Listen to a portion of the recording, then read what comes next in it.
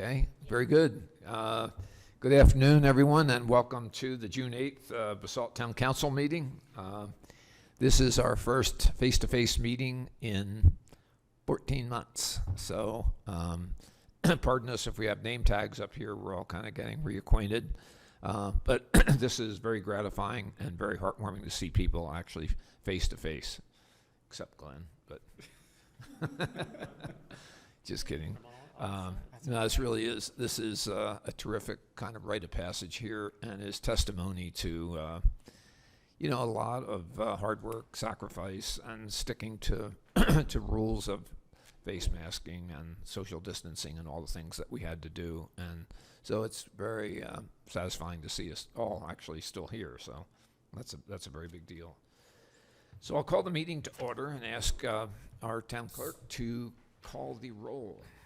Absolutely. It is 6:02 p.m. Let's begin with Bill Infante. Here. Thank you. Glenn Drummond. Here. Thank you, Glenn. David Knight. Here. Thank you. Elise Huddle. Present and in person. Thank you. Ryan Slack. Here. Thank you. Gary Tenenbaum. And Bill Kane. Here. Thank you. So thank you. With that, we will move on to the agenda for this evening. The first order of business is our consent agenda, which only consists of one item. It's the minutes from our May 25th, 2021 council meeting. And I would entertain a motion to approve the consent agenda as presented. Mayor, I move the town council approve the consent agenda items as presented. Great. Second. Okay, moved and seconded. I think we can do this by voice vote. So all those in favor, please signify by saying aye. Aye.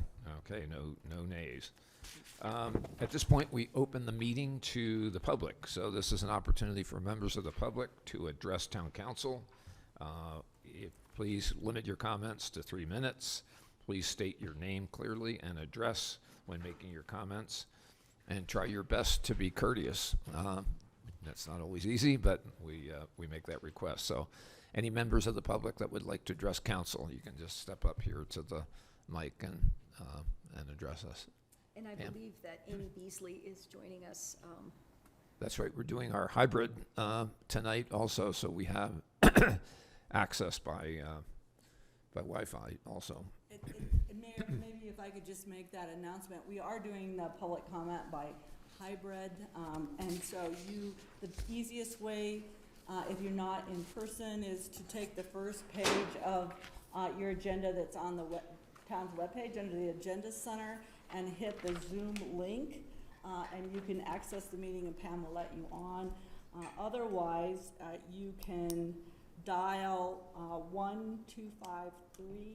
1-253-215-8782, and the webinar ID is 955-6266-4230. So with that, I guess we do have one member of the public queued up to speak. So I'm asking, there she goes. Okay, so. Did you say we do have one, Susan? Yes, Amy Beasley. Amy, Okay. do you want to go ahead and speak? I think you're showing up on the screen.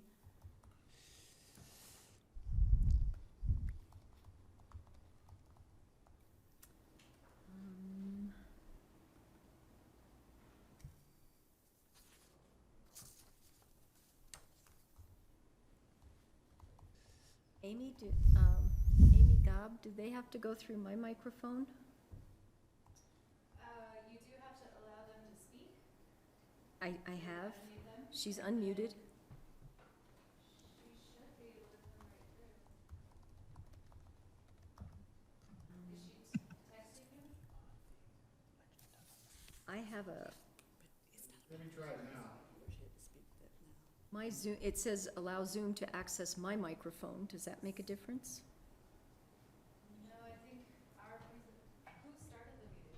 I did. Okay. I think that we need to also allow permissions through this presentation.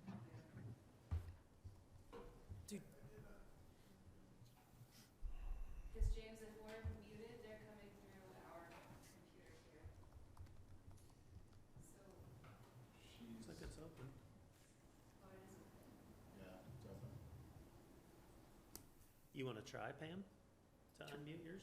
I can't unmute mine. Mine says that I have to go and change my settings, my Windows settings, to grant access. I don't know what that means. Does anybody, David? David, save me, David.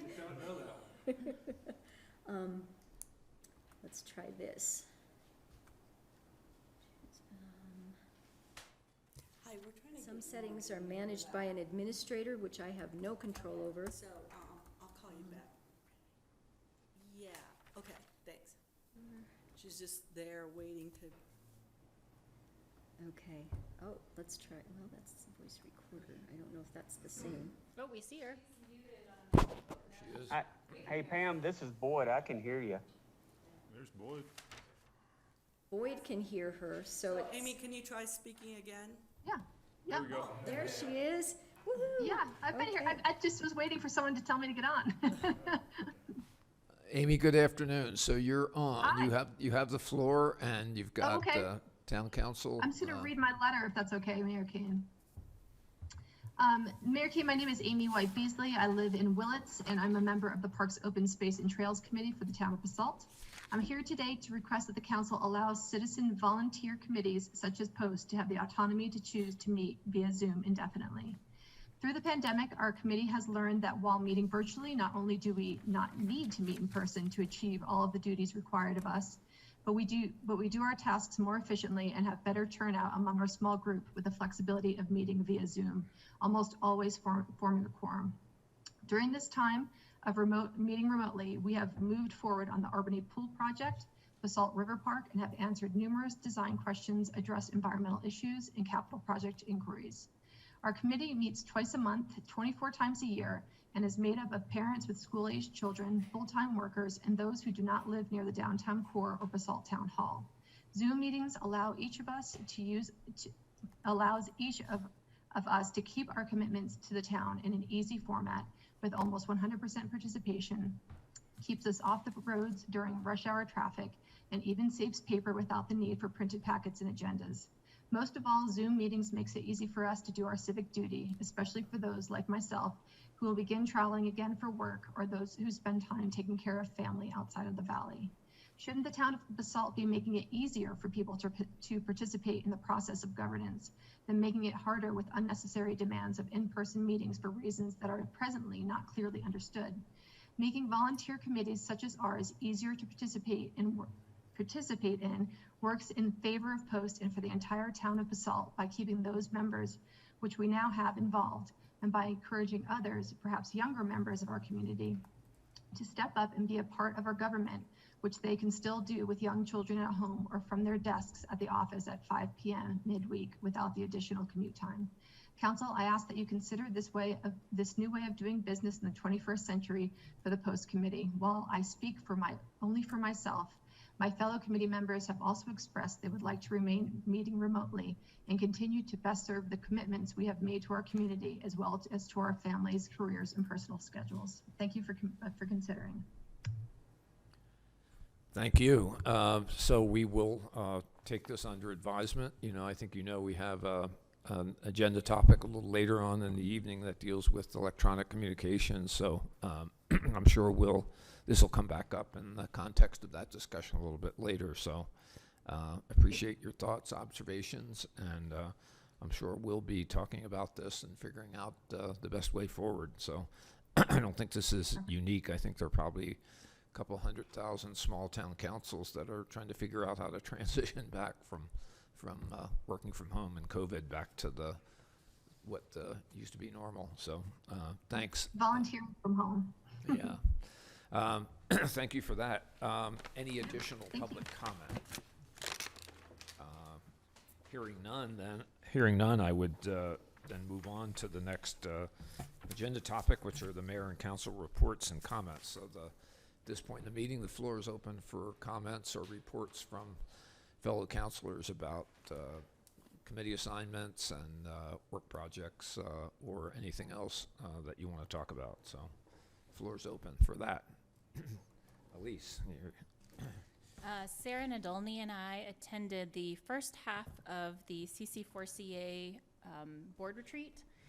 And it was focused primarily on the policy statement. So I just wanted to give everybody a heads up that we will be presenting the policy statement and asking for council's support. I also think that there is some great language in there about solid waste and some of the other environmental fields that we've been wanting to expand in our strategic framework. So I think that might be a place to start on that project as well. Great. Thanks for that. Others? Comments? I will offer that we've got a pretty significant retreat coming up.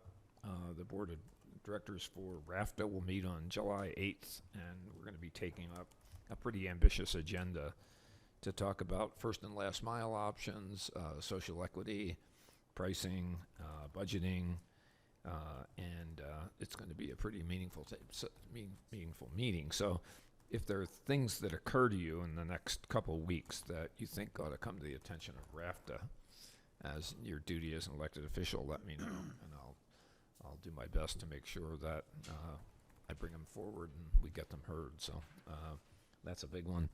Ryan and I attended the groundbreaking for the first bank, which is, I know there's a more delicate way to present this, but they're in the kind of the hole in the ground out in Willits, the last little excavated spot between Whole Foods and the Element, and it was a nice afternoon. And so with that, Willits is finished. That's basically the last development parcel, so 100% built out. And my comments to the bank staff were that, we appreciate, no matter what the business is, we appreciate anybody that wants to express confidence in the town of Basalt and their future. And this is a pretty big investment for them. And so we welcome them, and it was a nice occasion. So we were glad to do that. I got to put the shovel in the ground and got the hard hat and the photo op. That's guess what you do. So We didn't get to go to the brewery afterwards, though. Missed out. yeah. So okay, with that, then I'll turn to the manager's report. Ryan. Yeah, just a couple updates. So on June 26th, we're bringing back the free community recycling event. So we had scheduled this in 2020, and of course COVID hit and we had to cancel it. But I've been working with Eagle County, and so this is a free recycling event to all residents in the Mid-Valley Basalt eligible area. And I'll name just a couple of the things you can bring, but before we had coined this the hard to recycle event. So things that often go lying around people's garages and waiting for an opportunity, but great to keep them out of the landfill. So all electronics, basically televisions, computers, stereo equipment, things along those lines, household cleaners and latex paint, tires, batteries, and then yard waste for composting and food composting. And then there's also paper shredding. So for those of you that have been hanging on to paper and not wanting to just toss it, there's an opportunity for that. And they did want to keep commercial tires out of their prescription medication, because we do have a prescription medication box at the PD year-round where people can recycle those. And so it will be up at the high school at 600 Southside Drive, again, June 26th. And then we had just finished doing some of our wildfire mitigation over in Ponderosa Park. The SWIFT crew came in. They are the folks that are at the Rifle Correctional Facility. They've been helping us out for the last few years and do a great job. One caveat is they warn that as they kind of open up that overstory, it can look bare for a time, but the point is that you get sunshine down on the ground and you start to grow that understory back and improve the overall health of the area. As a second part to that, we have Roaring Fork Outdoor Volunteers coming this Saturday. So they are looking for volunteers from 8:30 to 4:30, and you can sign up online, and that will be to finish out some trail work that we have in there. And I don't know if is it just the one day? Yeah. just the one day. So that Ponderosa Park is getting some nice attention this summer. And then a couple other things. I'm sure most people signed up for Pitkin alerts, got the alerts about the smoke today. I was fortunately at the time sitting in a meeting with the police chief and fire chief and didn't see them running around panicking. So I think we were able to surmise that that was coming from adjacent states, New Mexico, Arizona. So, but a reminder for everybody to be careful out there with fires. And I think that, the last thing I was going to say is the paving. So paving update, I was actually down in the Willits area today. The chip and seal portion of that is nearing completion. And they actually did the fog coat down in the Willits area today, and they'll be working up in the Hill District for the rest of the week, and so that should be complete. Great. Thanks. All good stuff. Any questions for our town manager? Okay. With that, we will move now to our presentations. Our first order of business is item 6A, and this is a presentation for us to take up a proclamation regarding the Mount Elbert Challenge. And it is a tradition, I think, in the Basalt Town Council for councilors to take turns reading proclamations. So Elise has generously volunteered to be our first proclamation presenter. So with that, I would ask Councilor Hottel to present the proclamation, and then we're going to invite a little bit of exchange with our folks this evening. So I get to be the guinea pig. So this is a proclamation of the town of Basalt, Colorado, honoring strength, courage, and leadership, and encouraging community support for the Mount Elbert Challenge team. Whereas, however effective government may be in serving the needs of its citizens, the character of our community depends on the relationships of our citizens, families, friends, and neighbors, and whereas, strengthening and supporting those bonds lies in the hearts of the people, individuals who participate to help create a living, thriving community. These citizens are the unrecognized, unsung heroes of our community, and whereas a team of severely injured veterans has emerged as local unsung heroes to share their journeys and to instill hope for others who struggle with daily pain, depression, anxiety, hopelessness, and the overwhelming thoughts of suicide, and to encourage their message that it is okay to banish the stigma and ask for help. And whereas these veterans, Asaf Dori, Shannon Von Driska, Dash Wong, and Steve Foshin, and I apologize if I mispronounced any of those, have formed a team and are training daily toward their shared goal to summit Colorado's highest peak, Mount Elbert, and that ambitious goals are a series of tiny habits that will prepare them for ultimate success. Now, therefore, the Town Council of the Town of Basalt, Colorado, hereby proclaim their support for this inspirational team of individuals honoring their strength, courage, and leadership as they take on the Mount Elbert Challenge, and further encourage the Basalt community, our citizens, families, friends, and neighbors to share in the team's determination to reach their goal by supporting them through donations, helping them spread their message, increase awareness of the challenge, and fellowship. Wave when you see them training.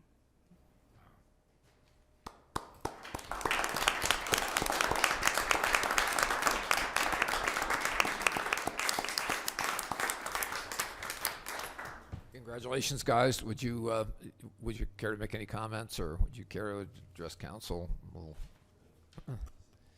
I just say thank you very much, and we're really honored, and for me, and yeah.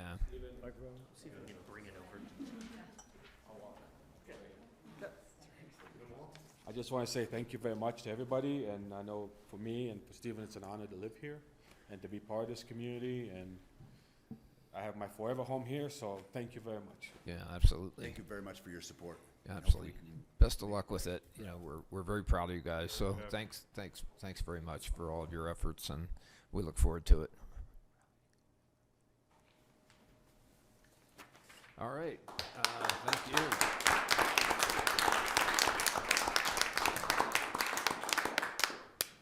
So, turning from the Mount Elbert Challenge, then we swiftly transition to the 2020 audit. This is a different emotional kind of content. Christy, it's Our pleasure to have you present the audit findings, so you've got the Yes. floor.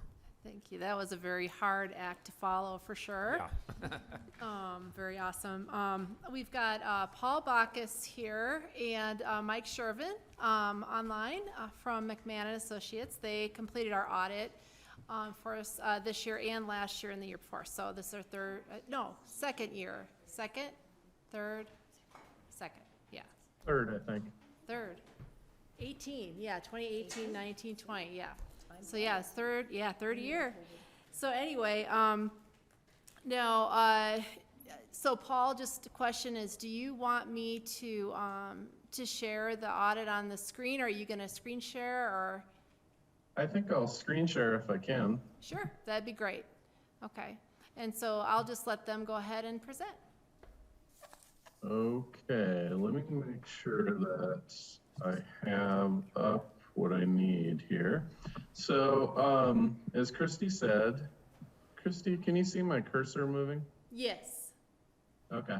So as Christy mentioned, my name is Paul Bacchus. I'm a CPA in Avon, Colorado, and Mike is in Eagle, Colorado. And thank you for putting us on the agenda first. We actually have a double header tonight. I have Town of Carbondale meeting later, so I really appreciate the flexibility. So I think you actually will enjoy these audit results. Maybe not quite as much as your previous agenda item, but what I'd like to do is just briefly walk you through kind of what we do when we're performing an audit. So this is actually our audit software. I'm going to be really brief because I know you have a lot on your agenda, but an audit consists of planning, fieldwork, and reporting.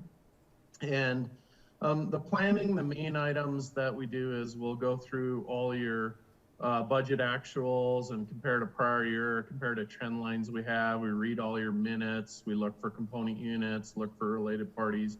And then probably the biggest area in planning is understanding the internal controls. So this is each of the areas you can see we walk through. Bank recs, recreation, planning, building. How does money go out? How does money come in? How do journal entries get made? Police, payroll, sales tax. We do a thing called teammate analytics, which is kind of the older method of auditing. Used to be random sampling. Now we're running it through audit software and risk weighting transactions and then pulling our sample based upon higher risk transactions. An example would be if your staff charges on their credit card out a state vendor, maybe a credit card charge comes through at 2 a.m. On a weekend, that's going to rate those transactions as a higher risk, and so we would select those.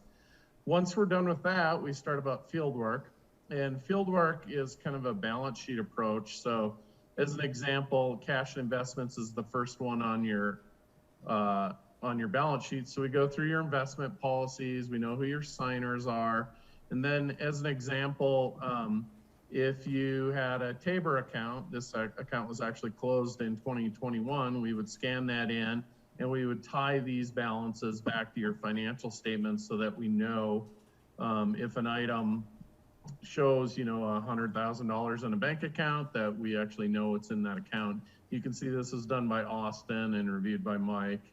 And then we send bank confirms on there. We make sure it's covered by FDIC or Public Deposit Protection Act. We go through all your receivables. We want to make sure money that is owed to the town is getting deposited timely. We're following up on any items that aren't paid. We'll go through all your capital assets. We want to make sure if you purchase an asset, it's added to the list, it's depreciated appropriately. Same thing with accounts payable. Is it paid timely? Is your finance team charging repair and maintenance to a repair and maintenance account and not some other account? We go through all your payroll. So your police is in a statewide pension plan, so we have some stuff to do there. Then we go through your personnel policies. We want to make sure that you filed all the payroll reports that you should, that what you reported to the IRS for payroll agrees to the payroll on your financial statements. We'll go through your debt. These are all your various debt obligations that you've had where you might have a reporting requirement, a reserve requirement, debt service coverage ratio, those type of things. We want to make sure we follow up on all those items. And just that the town is following through on what you promised. The town's finances are fairly complex, actually, for a small municipality. We audit probably 30 different municipalities, big to small. And one thing about Basalt that I've grown to appreciate is you have a lot of restricted funds. And so there's a lot of work on making sure equity goes through the correct category. We go through state statutes, look through some computer controls, we look at federal grants, things like that. And the entire goal is to produce audited financial statements that can be relied upon. And so, Christy, you should be able to see the CAFR on the screen now. Yeah, we see it, And Paul. if this would have been included in your packet, and look, I apologize to the council and lay people that look at this, because you look and you see there, oh, it's 109 pages. Why is that? Well, it's 109 pages because it's going to go to not only you as council, not only your electorate, but really heavy users are bond analysts, bond rating agencies, bond holders, the Colorado state auditor, the federal government for their state audits. The SEC actually gets a copy, your banking relationships, your insurance relationships. So each of those entities kind of want different information, and that's how it ends up being such a lengthy report. But I'm gonna try to narrow it down to the highlights here. The first thing I'll point out is on section A, you'll see there's an independent auditor's report, and that is would be commonly referred to as an unmodified report, or some people refer to it as a clean audit report. It means they can use the financial statements and it's going to be materially correct. That's not to say that we don't have a typo or maybe some other error, but the base numbers are going to be correct and you can rely on them to make financial judgments. The second thing is called a management discussion and analysis. That's section B. That's kind of Christie's summary. It has to follow certain standards. We give her an assist on that, but that has some charts and graphs on, you know, what makes up revenues for the town. Sorry, I'm jumping around a lot here. What makes up the expenses, what were budget actual differences, things like that. But I'm gonna jump to one of the main pages that I think are kind of critical for councils to understand. This is page, for those of you that are maybe following in your own packet, C5, and it is an income statement. It means it's designed to measure money coming in and money going out. And so you'll see revenues at the top, and you have your various funds. We have the general fund. One of the things that Christy and I both really, I think, wanted to get accomplished was we wanted to pull a lot of the restricted money out of the general fund so you could analyze things a little easier. And so this is the first year you'll see this restricted fund, and those are all various restricted dollars that come in that can only be used for a specific purpose. Whereas the general fund is now much more of an unrestricted, and I'll go through that in a little more detail in a little bit. Then you guys do have enough ownership in the Riverside Condo Association, so you now have to treat that as a fund because you effectively control it. You have a conservation trust fund, which is the lottery proceeds, and then debt service fund, where you accumulate revenue to make your debt service payments. So if you look, you'll see revenues come in. This is all high level. There's more detail in the back on what makes this up, but you'll see for 2020, you had 14 million in revenue coming in. We have expenditures going out, and these again are broad categories. There's detail that make these up, but we had expenditures of 6.8 going out of the general fund, 4.6 going out of the restricted fund, and 12.4 going out of all the funds. We had some transactions back and forth. The main one was transferring out of the general fund into the restricted fund the amount that that was restricted in the general fund. So that reduced your general fund for the restricted balances, 4.4 million, added 6.3 million with a zero balance to end 6.3 million in the restricted fund. The other funds are relatively small, but in total you added 1.19 million to, or sorry, 1.9 million to your fund balance. That's essentially how much did we add to our bank accounts. We started the year with 12.6 million in our bank accounts, and so we ended the year with 14.5 million. There was in your packet a memo from Christy that kind of just explained a few things. So the 6.3 million, I can show you what all that's restricted for. That's in a footnote. You ended the year with 7.9 million in the general fund, but that's not all unrestricted.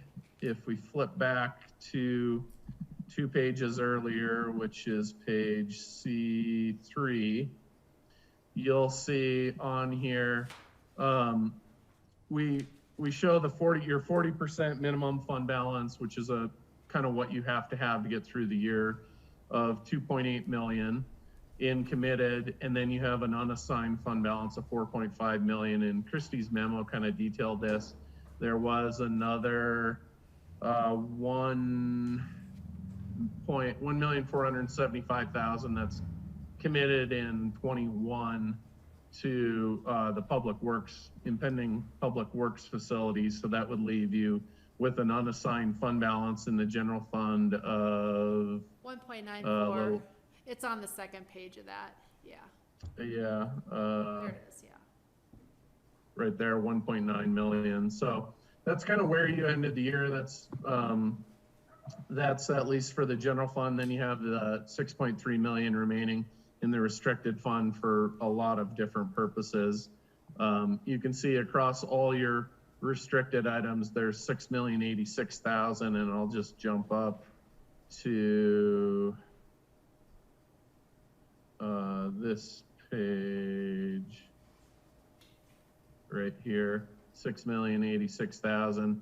And here you can see all the various categories, whether, you know, some are down to like $3,000 for Willits Lane development compared to open space and trails of 1.8 million that make up that $6 million. So anyways, that's either a quick or maybe painfully long review of the financial statements. I'll just mention there's other information in here. We do have your water fund in here, but there really wasn't anything necessarily unusual. Water funds are hard to analyze, or proprietary funds. You had net income of 175,000, but they're hard to analyze because I'm not sure what capital projects you have upcoming. So I'll let management kind of define how well funded your proprietary funds are. They're so capital intensive. If you have a lot of capital coming up, it can look pretty good on paper, but you can use that up relatively quickly. Section D starts the footnotes, just has various items in here that explain various users of the financial statements. Like we do have a debrucing amendment in passed in '94, and there's what it says.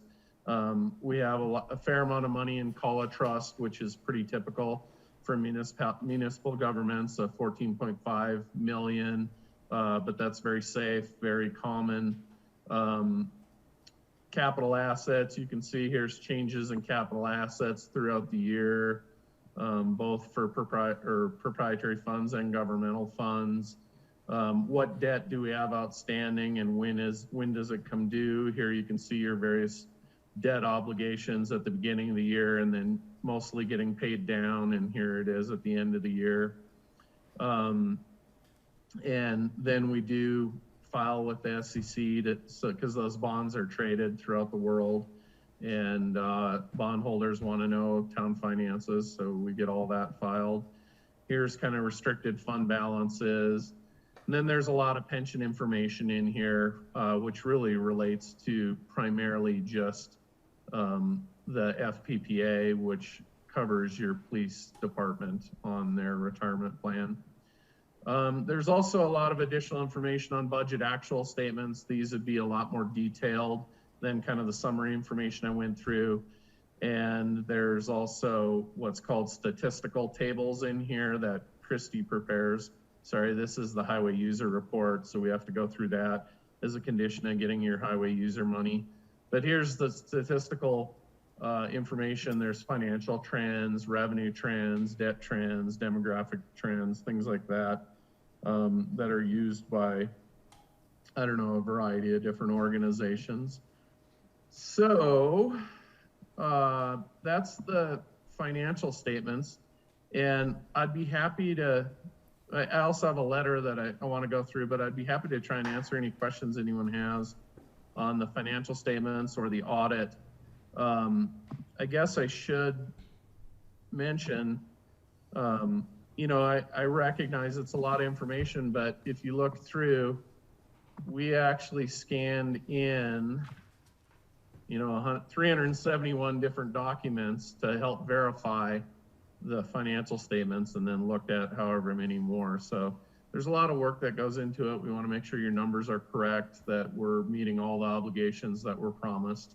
And I'm really pleased with kind of the trend of the town's financial reporting as far as getting the restricted funds set up. I think you're going to find it's getting easier and easier to analyze your financial statements as some of those changes get made. Great.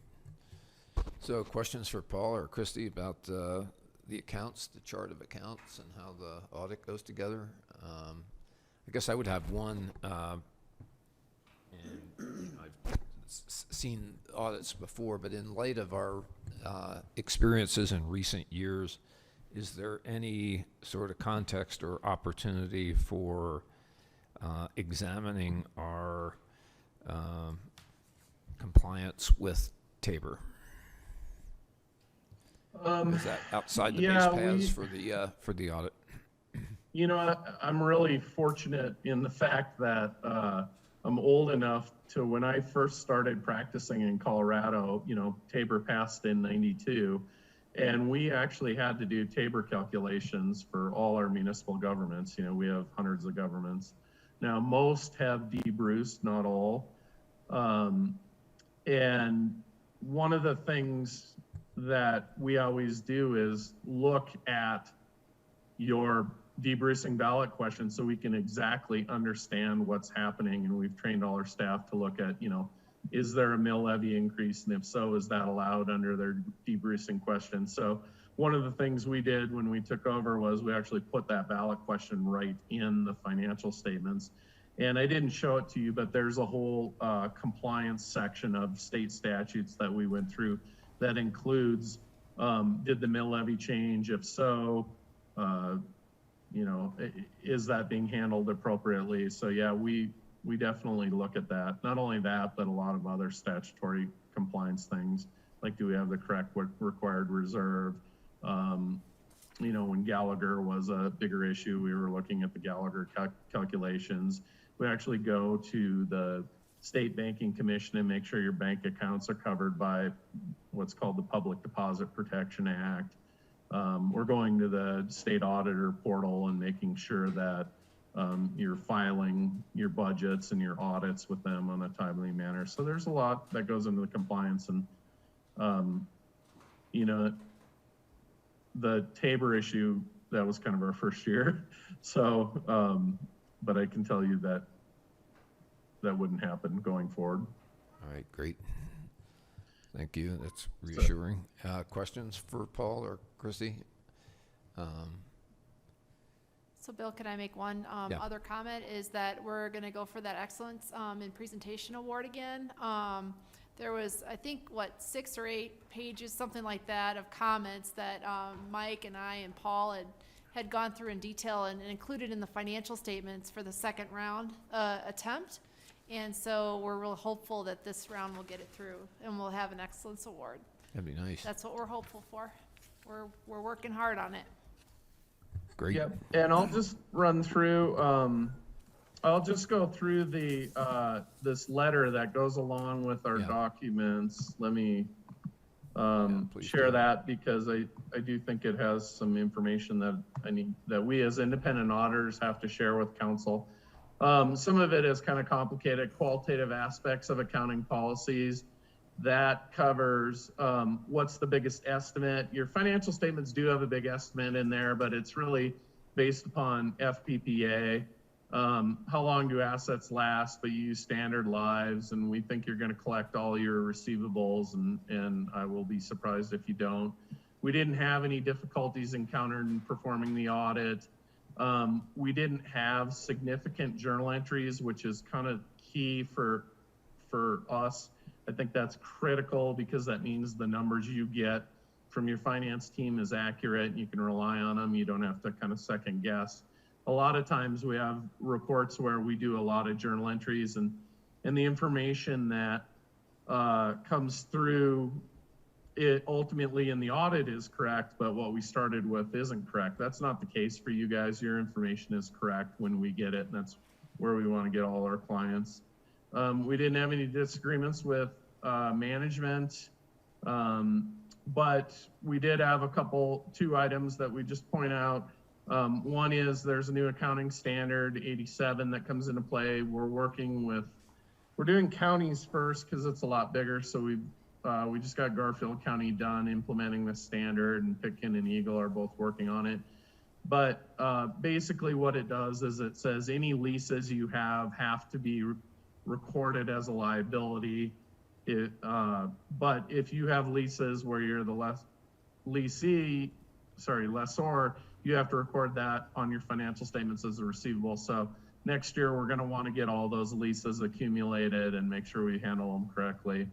And the second is just keep in mind you do have a small accounting staff, and it makes it hard to have perfect segregation of duties.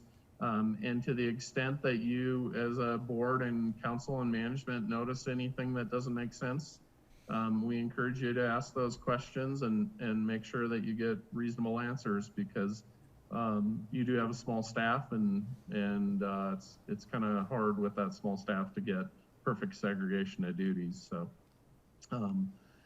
with that said, that's kind of your standard board oversight letter, but I'd be happy to answer any questions on that if you have any.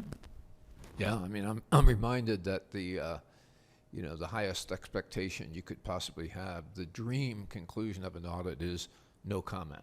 So, that's the world that auditors live in, I guess.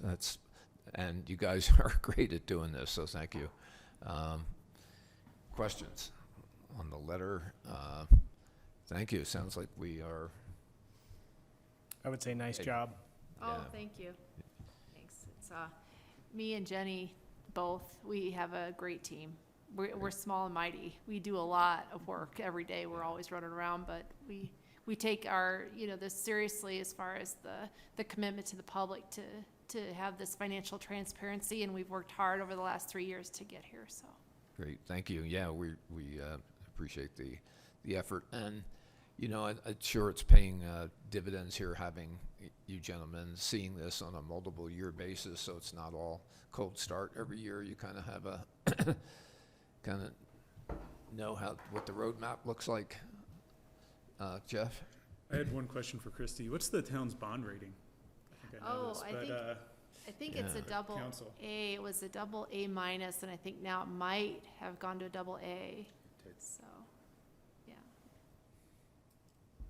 And when will you find out about the Award of Excellence? That usually takes 6 to 8 months, but wow. after because they do a very thorough review, as we were finding out with the auditors, like with all these different comments and stuff, they have a lot of reviewers, but yeah, so we'll let you know as soon as we get it, which I'm just really hopeful. Good luck. Thank you, thank you. Further comment, questions? Thank you, guys. This is great work, and we're really pleased to see the results here. Christy, thank you for all of your hours getting us through this process. Yeah, there's a. Thank you all. Take care. So, Okay, thanks, Paul. Oh, Enjoy that your is next true. one. Mayor, I move the town council accept the 2020 audit. Second. Okay, been moved and seconded. Let's call the roll, please. All right, let's begin with David Knight. Yes. Thank you. Bill Infante. Yes. Sorry, we have to share. Glenn Drummond. Yes. Thank you. Elise Hoddle. Yes. Thank you. Ryan Slack? Yes. Thank you. And Gary Tenenbaum is absent. And Bill Kane? Thank you, yes. Thank you. Motion carries. All right, thank you, guys. Okay, next order of business is our update on our facility needs study presentation. So this is going to be Ryan, James, Susan. We'll take it from here, Mayor. Thank you very much. So here with us tonight is Laura Doherty of Cushing Terrell, and they've been working hard on our facility needs study and have come through and met with staff. They've gone through all of our facilities at this point. They've worked with CORE and Holy Cross in assessing the sustainability side of our facilities. And so what we have now is a draft of the report, which we're not going through the draft tonight, but we are going to present to council sort of the high-level findings at this point. And we'll come back in a few weeks to provide you with that final draft of the report. But thought this would be a good opportunity just to keep you all informed of the progress and make sure the community hears, some of the outcomes and maybe get some feedback from council on where we are. So, and Wayne Freeman is also, I see his face up there. Hi, Wayne. So Wayne is also working on the project, and you may recognize Wayne from his work with the town in doing the master plan. So with that, Laura, if you are ready, I think we are too. All right, well, thanks, Ryan, and thanks, council.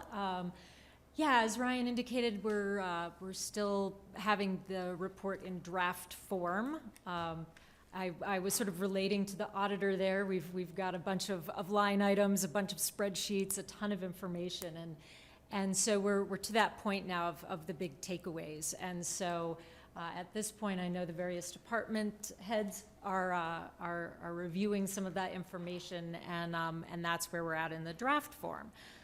The big piece is, and to kind of sum it up, is, again, kudos to you. You take good care of your facilities. So it was nice to go through. A lot of the team was kind of doing we don't have a whole lot to write in our report. So kudos for that.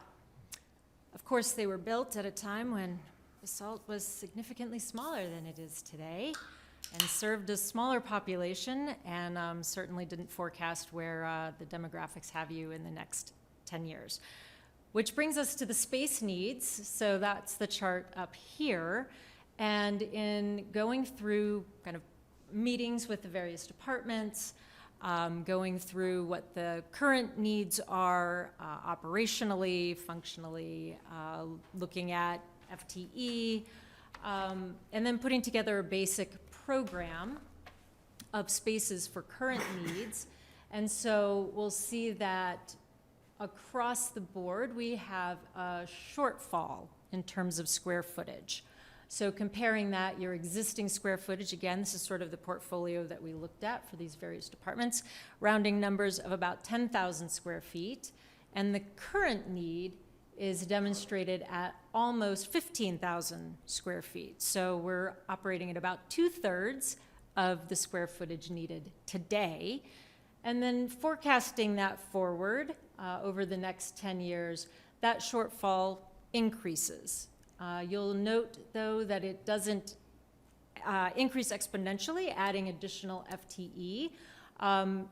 It's sort of minor across the board. So, if you imagine adding a workstation, adding an office, those aren't big square footage increases across the board. So what we're seeing is that the big shortfall currently tends to be in that meeting space, collaboration space.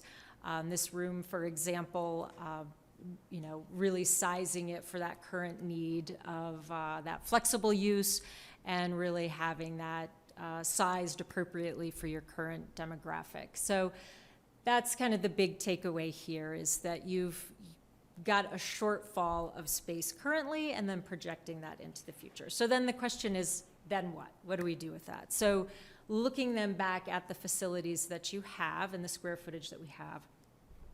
And again, that kind of takeaway is that a lot of it isn't particularly conducive to current function either. So looking at our police department, there's a fairly large shortfall of space, but also the current building that they're in is a condoed office building. There's not an opportunity for expansion within that footprint. And there are also just operational challenges from really providing that safety and security for our public within that space.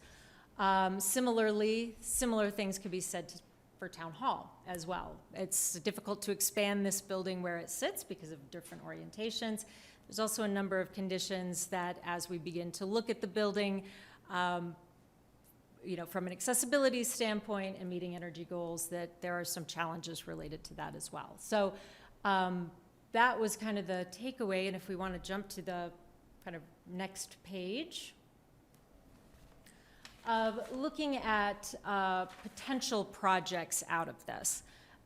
So looking at that, and if we kind of scroll to the space needs part in about the middle of the document there, it's very small. Yes, that works. So this really looks at that straight square footage takeoff of looking at police department, looking at somewhere approximately 4,600 square feet of need, and then looking at that as a total project cost. So playing out a site development cost, a cost to meet enhanced energy and sustainability features, and then really those soft costs of a total project cost. So that would be furniture and equipment that it would take to outfit it, permitting fees, design fees, all of those pieces that go into making a complete project cost. And as we're talking about cost, obviously we've got extreme market volatility currently. So we have done our best estimate to get us through the end of this year, forecasting escalation over the next few months as we're seeing it go rampant. But the costs we have reflected here really take us through 2021. So as we project timelines forward, just knowing that the longer these would take to occur, that we'll want to add those escalation costs to them as time goes forward. So looking at that, we've played that through as independent projects anticipated, so police department, town hall. Of note at this point, because the old library space, the footprint of that would accommodate the future needs of the planning and building department, just in terms of square footage alone. We've anticipated that in this table as a renovation cost of that space, playing through the energy piece and soft costs as well. Looking down at the public works, I think in the last audit statement, we saw that phase 1 is already anticipated. So this looks at potential phase 2 for meeting the needs that were identified for public works. So that's one potential approach. Another potential approach is to consolidate those projects into a centralized facility.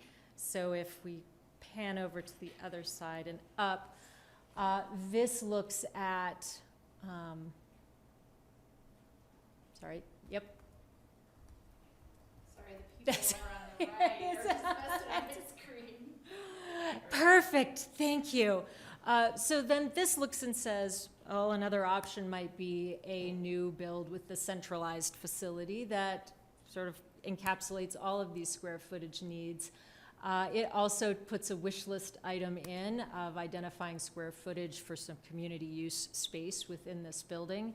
It also recognizes that land and footprint space is of a premium in your town. And so looking at that there may be a cost for structured parking, something on the ground floor, building the occupiable spaces a little on the ground floor, but mostly looking at going up. So anticipating those costs and again, playing out site development as well as enhanced energy and sustainability, and then those soft costs as well. So there is a little bit of consolidation and efficiencies in bringing those spaces together. We didn't want to tighten them up too much because we want to set you up for success and for budgeting. So That's another potential way to look at this. And then back into the table, we did identify other potential betterments, is what we're calling them. So there's meeting sustainability goals.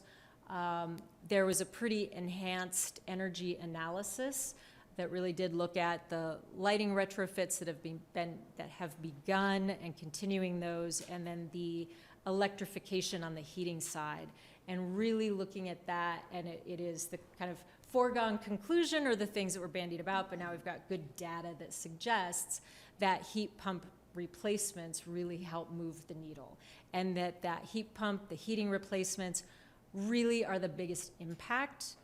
LED lighting is great, every bit helps, but it's really that heating side. So we'll see some good data in the report for that as well.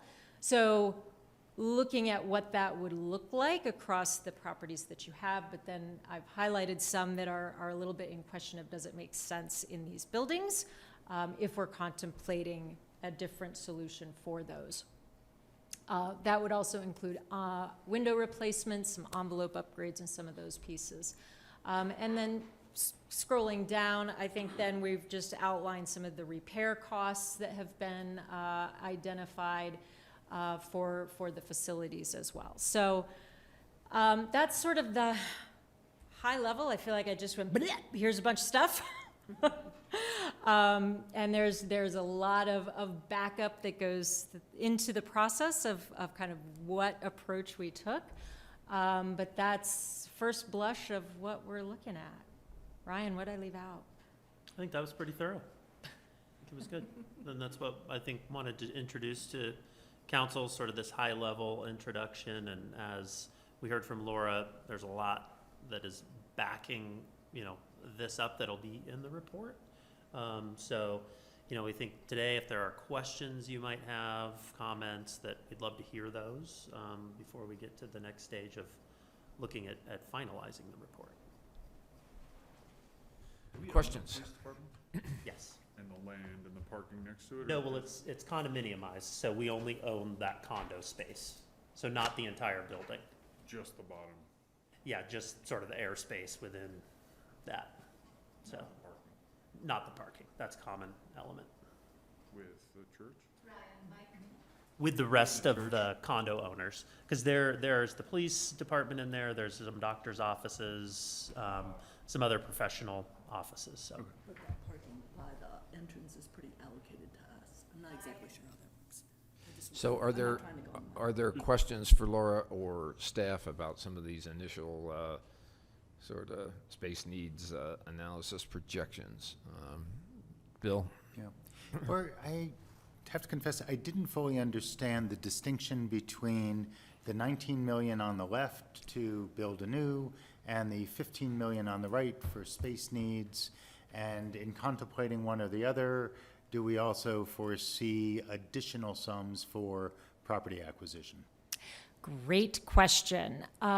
So essentially the two tables are different because the one on the left that has the 19 million sum has a few additional, I'm going to call them wish list items. Actually, we've been calling them Lego pieces, which I think actually works better. And so the additional Lego pieces that go into the 19 million, there's additional square footage, which really there's a pretty hefty cost to square footage that we're factoring in right now because of the cost of construction of 2,000 square feet that adds in some community use space that is not anticipated in the table to the right.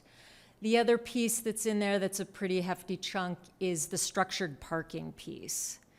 And so that may be something that could come into play in the other table, depending on where and how it's developed and the best use of space identified. At this time, there is no land acquisition included in these figures. So it basically anticipates that land is something already held by the town.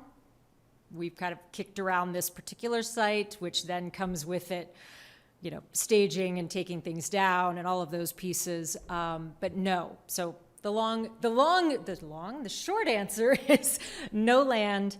There's more Lego pieces included in the table on the left that includes the 19 million.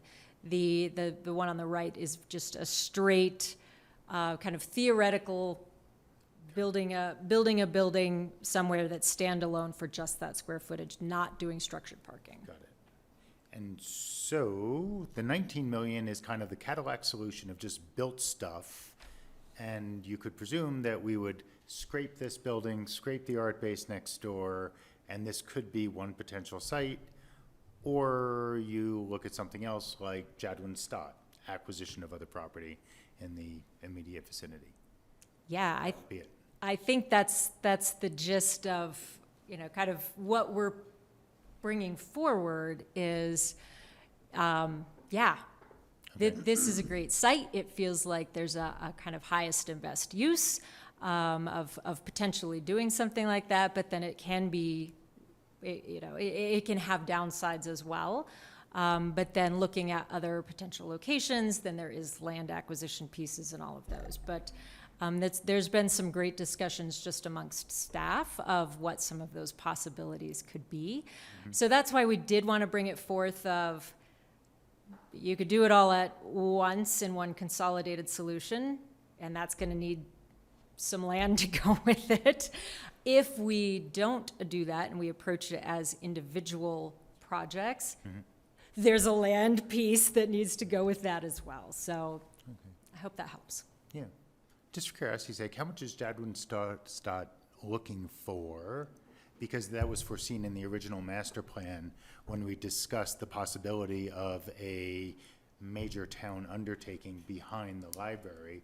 So just kind of curious what that might go for, but then what could we get for the police station as well? Because that would be revenue back to us. So I don't know if you're looking for an answer. Is your question, what do we have in the master plan for Jadwin Stott, or what are the property owners kind of looking for? What are the property owners looking for? Well, on the Jadwin property, we've had a pre-application discussion with them, and they have recently not submitted anything, and that's for a fairly substantial residential project. And the Stotts are very aware of what we put on their property, which is where we had the community facility, but they haven't brought forward any application, nor have we approached them and said we are interested in purchasing your property. Is that a fair? As a ballpark, are they looking for like $1 million or $5 million or 20 million? Well, like I said, we have not contacted them and said, are you interested in selling? We're not really at that stage at all. Okay. How large is the parcel? Remind me. It's about 8 acres. Okay, so it's pretty big. 8 acres for Jadwin. I'm sorry, I'm less, just repeating. But only, the portion closest to the river, of course, is kind of floodplain open space. So it's probably 8 acres of development piece overall, probably. I could get you a better answer on Interesting. that. Okay. But again, we're not really at the stage where we've approached any property owners. We haven't had enough council discussion. I think this is kind of early stages. And then to your question about the value of the police facility, don't really know. We haven't looked at that value just yet. So something we could certainly bring back to council in rough estimate. Yeah, because it would be part of the financial model. If you Yes. got 19.5 in cost, then how are we going to finance it? And along the same lines, what's the square footage of Lions Park? Don't know. Well, the entire part, it's difficult because the entire parcel is Goes over out. 2 acres, and it goes, into the Basalt Commercial Center property and takes in Merino Park, I think. The actual park is probably about an acre I'd say. of developable land. What? No, kidding. I'm sorry. He said it goes down to eligible. Maybe I just mic turned off. Other comments, questions about the space? I have a comment and a question. It's a comment, a question, and a recommendation, I think. you know, in my experience in capital planning like this, these numbers someday are going to come under enormous scrutiny, and that usually occurs when the public finance issues come into play, and people are going to want to know why we need 350 square feet per employee in planning and building. So I guess the question would be, are there some handy references, like maybe Colorado Municipal League? I'm familiar with architectural graphic standards. I know what sort of nominal floor area requirements are per staffer, but that very often is for businesses where the employee has a chair and a desk and a phone and is in a modular work cube. That's not the world we live in here. So, I mean, there are lots of reasons and good reasons to defend these numbers.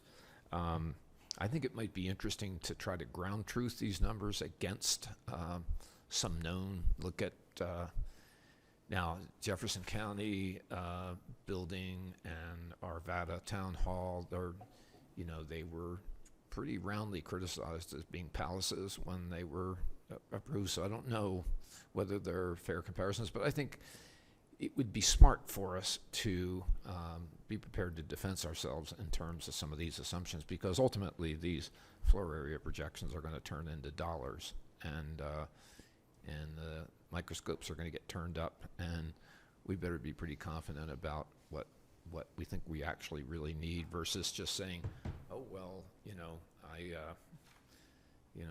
the planning department, each employee has a locker and a gym bag and a pet hamster and a foosball table, and those kind of things are. James is looking like I don't think I have any.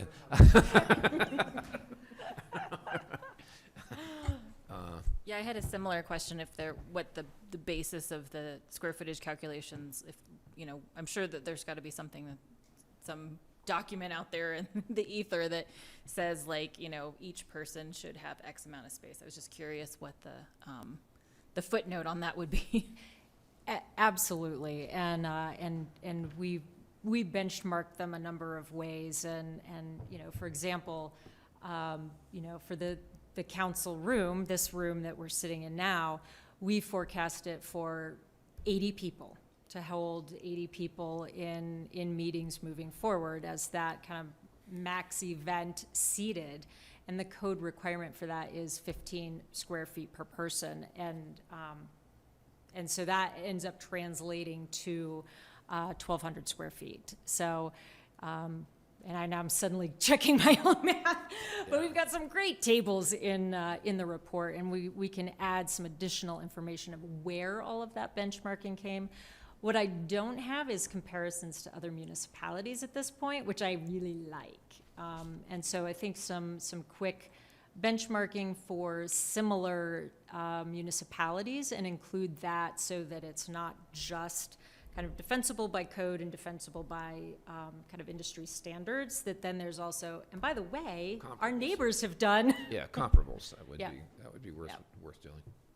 And not to lock in on it, but just by way of illustration to see how we stack up against others. So, but I guess, Bill, just as an observation too, without any knowledge about any of your expertise, looking at 19.5 million divided by 16,000 square feet is about $1,200 per square foot to build. And I don't know if that's a good number or a bad number, how that shakes out in the marketplace.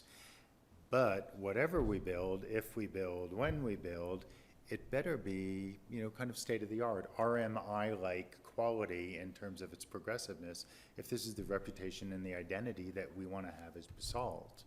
So I fear that it might not be that technologically advanced or that progressive, and that might add cost, or maybe you'll say, yeah, it is. It has all the hallmarks of environmentally sustainable building and construction. But that would be a consideration for me.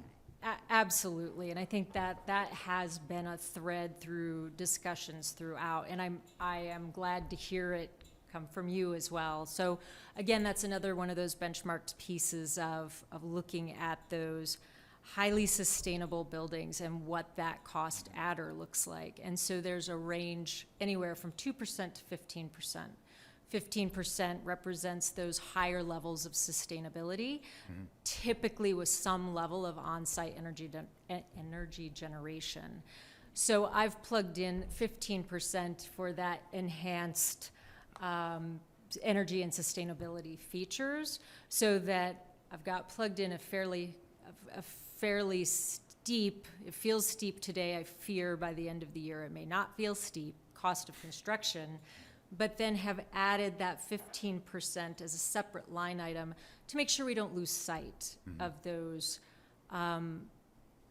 fairly aggressive but really important goals to meet those requirements. So, you know, we have listened, and we are really trying to make sure that it is a good reflection of what you want to do. And again, we've benchmarked, we've looked, we've researched, we've got really good data on the energy side. It's so volatile, the market right now, though, that it feels like we're being very conservative with the number we have in there at $650 a square foot just for the building. And I'm hopeful that those escalation costs that we've built into that will hold by the end of the year. Again, it's a little, it's nuts.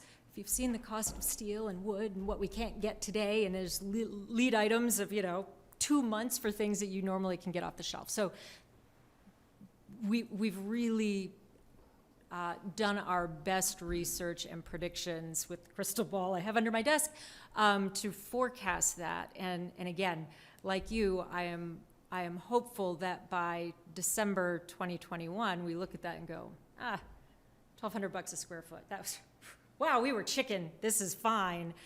And I hope that's where we'll land. But that's sort of where, where we've gone with again, the amount of research and Costimator and RSVs and ENR and all of those pieces that we've back-checked. But it's weird out there. And as a second piece to that, another backstop that we are currently working on is to bring on a project manager should, as we kind of progress through the costing of some of these projects for Basalt Forward 2030.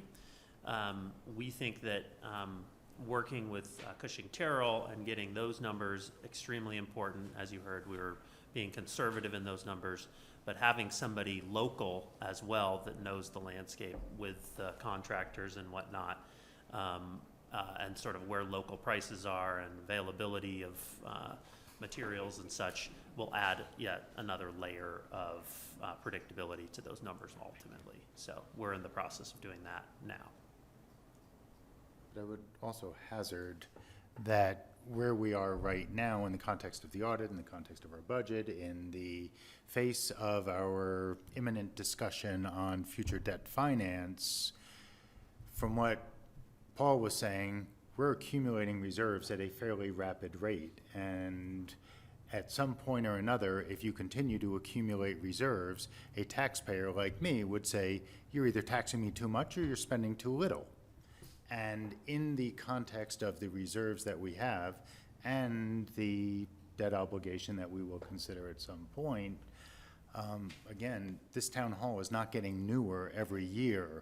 Our facilities are not getting better. And so if you're going to pull a trigger on a big project, this is the kind of project that we should be contemplating, and you build it for the next 25 or 50 years or whatever the time frame is. And we think it's fair to add, to value add projects and have those discussions with council ultimately on where are we with the fund balance that's unrestricted, and do we put that into play when we're looking at, do you do 2 different buildings? Do you do 1 consolidated building? There's a lot more discussion for us to have on that ultimately, but nonetheless, we think along the lines of what you're saying is, don't just hold all that back. If you can value out a project, then great. Right. Well, yeah. Well, thank you. This looks like a great start to kind of get an understanding of what, is in front of us here. So thanks. And I also want to say thank you for including in the themes the addressing equity and inclusivity. Thank you. okay. Anything further, staff, on this item? The Do you want only- anything back from council on this? I think we had some good comments tonight. If there's any other comments, we're happy to hear those. And I would just remind the council, tomorrow evening, we have our third meeting with the Capital Needs Committee. And so this report, some of the findings are in play with our discussion plus what is coming out of the 2020 master plan. So kind of distilling those projects down into a list of projects that's manageable, and ultimately taking that out to the community for more input from them. So we're looking to finalize that survey in the next several days here. All right, thank you. Okay, well then that concludes item 6C, Thanks, our Laura. facility space needs presentation. Thanks, Laura. Thank you. Appreciate that. Next order of business are council actions, the first of which is item 7A, public hearing and first reading of ordinance number 7, series of 2021, an ordinance of the Town Council of the Town of Basalt, Colorado, granting site plan approval, amendment to the final development plan, and amendment to final subdivision plat for the development of a Basalt Public Works facility on Lot 4 of the Mid-Valley Center PUD, Basalt, Colorado. So, Catherine's going to Yes, brief us on what's happening. I will. Nice to Greetings, meet you all Catherine. in person. Does everybody know our new Welcome. town engineer? Yes. Maybe not new anymore, but Yeah, new I'm- since. I'll go with new as long as I can. That's great. my excuse. We're happy to see your smiling face, so we got a lot going on these days that are going to need your services, so. Thanks, yeah. So the purpose of this application that we're bringing forward today is to permit the development of a new public works facility. You can see on the aerial photo, the town was able to purchase Wayne Shelton's old yard. I believe it was at the beginning of the year. It's Lot 4 of the Mid-Valley. Lot 4 of the Mid-Valley PUD. The way we're bringing it forward is as a 3-phase project. The first phase, if you don't mind going to the next. The first phase includes access, improvement to the access as it comes off Highway 82. Right now, that's a one-way, and we'll be improving that to a safer two-way intersection, and then moving the access further to the south for both the yard and the roofing company that is next door. We have the permit from CDOT for that work and can move forward when the time is right. We'll also be doing new utility connections from Mid-Valley Metro District, both for the sewer and water. There'll be a new pole barn and a relocation of the existing trailer on the site and some development of new storage bays. James has his cursor over the trailer that I mentioned. That will be moved slightly to that southeast corner. The new pole barn will be in that more southwesterly corner. Then phase 2, the next. We will remove that trailer and then incorporate a garage space. That garage has a potential to be up to 4,000 square feet with some office space incorporated as well. And at that point, the site would become the base of operations for the Public Works Department. And then ultimately, phase 3, which is would only occur if Widget Street were to be extended, as you can see, along the property line to the east, and would continue into the development further to the south. We received feedback from the referral agencies, who are Mid-Valley Metro District, the fire department, and also spoke to the neighbors about the potential for the development. We also heard back from Eagle County, and they were all generally positive about the project. We brought the application to the P&Z in May, and they approved the application with condition, or sorry, didn't approve, but recommended approval for you all with conditions. In your packet, you have a draft ordinance that includes those conditions, and we're here today to talk to you about what questions you have, incorporate any comments you have into the ordinance, and then there would be the potential to set a second reading. Today is just the first reading. Great. And, you know, just maybe a couple other comments. We have met with our neighbors. We talked to Robert Tobias, who owns Willits Bend, and we also met with representatives of both the Mid-Valley PUD, the lots 2 and the lots 3 on site with Boyd Beerbaum, who has joined us by the Zoom call. And we have letters of support from the two neighbors from Mid-Valley, from the Mid-Valley PUD, and they're primarily really interested in the access improvements that we're making to the site. We also got support from the Basalt and Rural Fire Authority because they are really excited to see those improvements. And I think you'll remember from when we purchased that property, legally you can drive in, but you can't drive out. And of course, there's a stop sign facing you as you drive out, so it's kind of not being understood what's happening. So I think everybody's looking forward to us organizing the activities on that site and moving forward. And I'm sure that if we don't say it, Ryan will indicate that we did get the grant from the Department of Local Affairs for $150,000. So we'll be, you know, that'll help us make this a reality. I'm trying to think. The other thing that we might just point out is that we've been working on the fiber for this project, and I think that Ryan Mahoney has kept you up to speed, but that has an opportunity to bring fiber not only to our site, but to the adjacent property owners who are excited to move forward on that project too. So I think that's all we have. If you have any questions about the conditions, you know, Catherine or I can answer those. And Boyd is on. We spent quite a bit of time with the P&Z talking about the need of the facility, and we didn't feel that you guys needed that since it was pretty evident from your work. Ask a question, clarification. It sounds like you made contact with the owners of lots 2 and 3. So that's Mid-Valley Clinic, I presume, and then TACFIT. And yes. So what can occur from time to time is that we get the legal notices the owners, and sometimes the tenants don't get in the communication stream. Are the tenants up to speed? Does Amanda know what's happening? Amanda's the representative for the owner. Her partner is the owner of the building, and so she, in fact, she talked to me at your direction and then met with us. She's on really the site. interested in that drive because that's a hairball situation, you know. Because the people driving in assume that they have the right of way. The people driving out assume that they have the right of way, and it ain't big enough for both of them. You know, it's really an interesting standoff kind of situation. So we really are going to fix a serious problem there with that driveway improvement. So we've talked to a number of the parties in Lot 2, which is the lot that's closest to the East Valley Road and Original Road.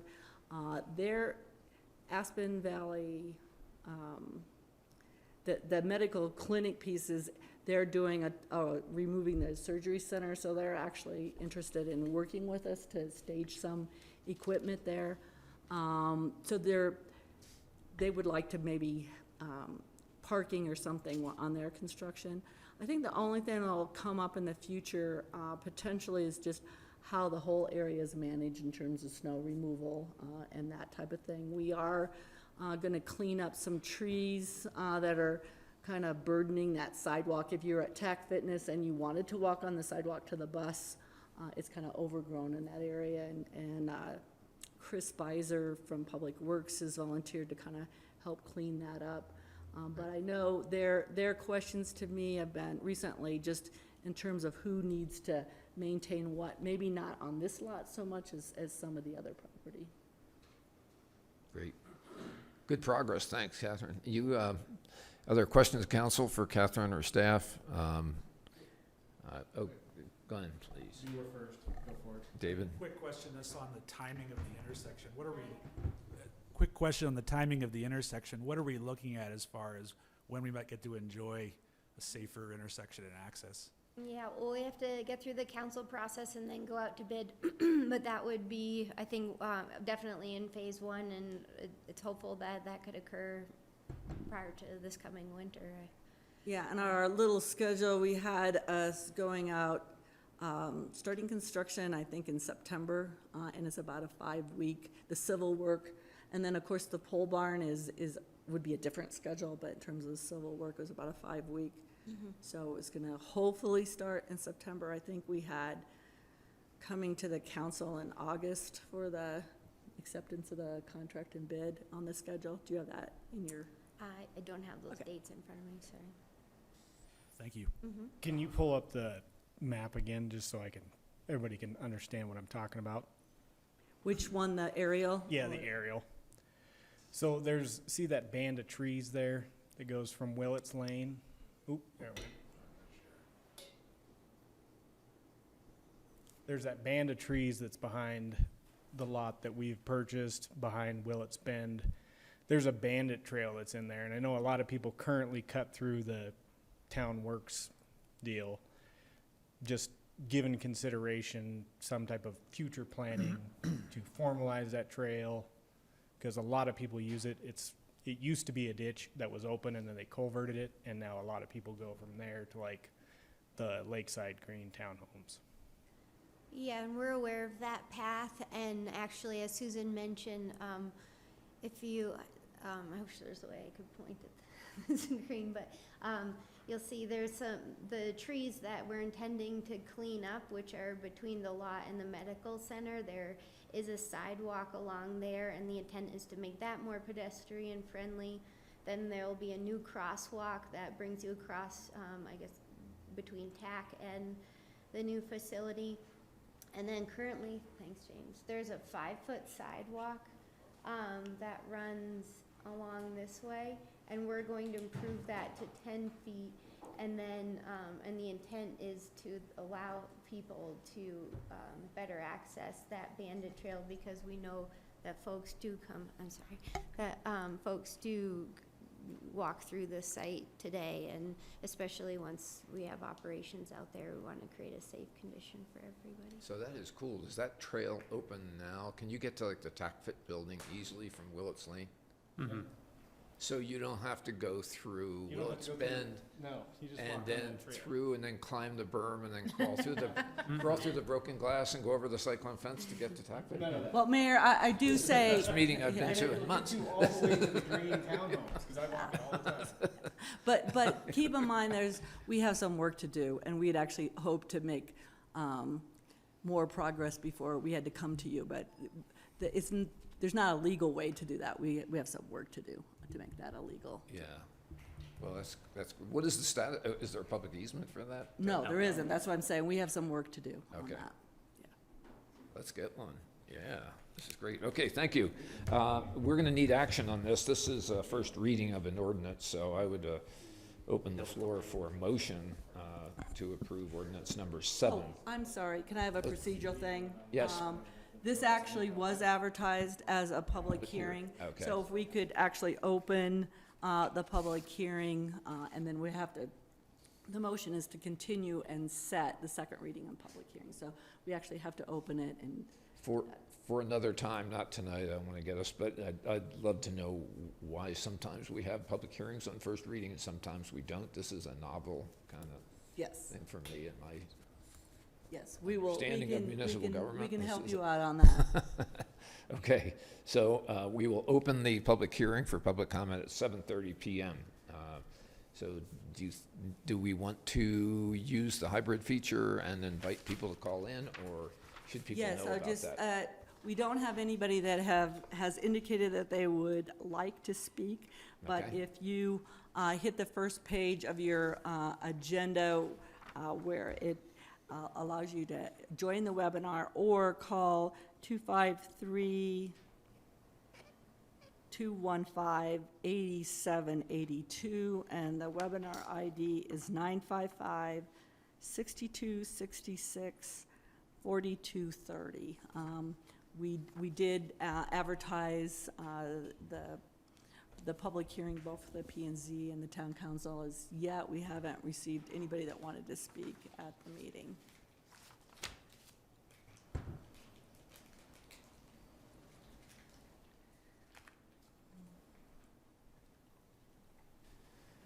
Okay, with that, I will indicate that we close the public hearing, hearing no comment at 7:32. If there is by some fluke that someone was trying to get in, we can certainly take comment later, but now we will move forward though and close the public hearing. Now the floor is open for a motion to approve ordinance number 7. Mayor, move the town council approve ordinance number 7, series of 2021 on first reading and continue and set the second public hearing and second reading on June 22nd, 2021. It's a second. For Second. this. Okay, moved and seconded. Pam, please call the roll. Absolutely. Let's begin with Bill Kane. Yes. Thank you. Ryan Slack. Yes. Thank you. David Knight. Yes. Thank you. Elise Huddle. Yes. Thank you. Bill Infante. I am going to abstain. Abstain. Glenn Drummond. Yes. Thank you. 1, 2, 3, 4, 5, 6. Motion carries. Great, thank you very much. Thanks, Catherine. Yeah, no problem. Keep going. Thank you. So, item 7B, first reading of ordinance number 8. Now, just a different distinction. This is a first reading. However, there is no public hearing on this first reading. That's true. Okay. All right, I'm sure there's a good reason for this, Susan. I'm just giving you a hard time. First reading of ordinance number 8, series of 2021. Ordinance of the Town Council, the Town of Basalt, Colorado, amending the municipal code to repeal Chapter 11, Article 8, Skateboard Park, and adopt a new Chapter 11, Article 8, Use of Town Parks and Other Town Property. Adopting rules for certain town park and amending the penalty and fee schedule. So Jeff and Susan. So Jeff's gonna kick it off and. That's quite a caption, I gotta tell you. It covers it all. I guess. Well, I'll introduce this and kind of explain the framework for the ordinance and then kick it over to Susan to get into some of the more substantive things. So the town staff had been taking a look at the regulation of the various town parks, and the current town code has, I guess, very little with respect to, that would apply to all the town parks. And at the same time, there's an interest in seeing that more specific rules be developed for the use of the different town parks. And so presently, the town code just contains a section that regulates the skateboard park. And so what this ordinance would do would amend the town code to set out some general restrictions on the use of all town parks and some other code provisions related to the use of town parks, and create a mechanism and procedure for the town to adopt specific rules for each park that wouldn't live within the code. They would be posted on each of the individual town parks and apply just specifically to them. And so it's more of a rule-making process that's incorporated into the code. And so this is kind of a 3-part ordinance. One is to amend the code to set out these general restrictions and institute this process into the code. 2 is, well, we have some sets of rules that we would like to implement and adopt with respect to a few of the parks. And then 3rd, set out some penalty provisions for violation of those rules. So that's the general framework, and Susan, you can take it from there. Well, And correct me if I misstated it. no, you haven't misstated anything. I mean, one of our goals here was just to make it easier for the police department to enforce activities that are on town parks. Also, it's kind of a part of an effort to let our citizens know what the rules are on the parks. Some of the parks have rule signs on them. Like Jeff said, the only place that they're actually stated is for the skateboard park in our code. And those skateboard park rules are kind of out of date. I think the council had asked us a while back. It says that you can't have scooters in the park, and you see scooters all the time. It says you have to wear helmets, and people are not wearing helmets in the park. It also says that you can't have any food in the park, and if you notice the trash can that is there, it's very full of containers. So it seemed like we really needed to update the skateboard park rules to be kind of what makes sense for the use of the skateboard park. So we started out by looking at what other jurisdictions do, and of course, the planning department we would have preferred that we could just put signs up in the parks, what the rules are, and the police department could enforce them, but Jeff worked with us to have a legal framework behind our rules and kind of the enforcement. So that's really the package. The legal kind of framework was established by Jeff. We took the rules that other communities did. We did internal review with the recreation department and the planning department, and administration and the police department looked at the rules. This was not a post project.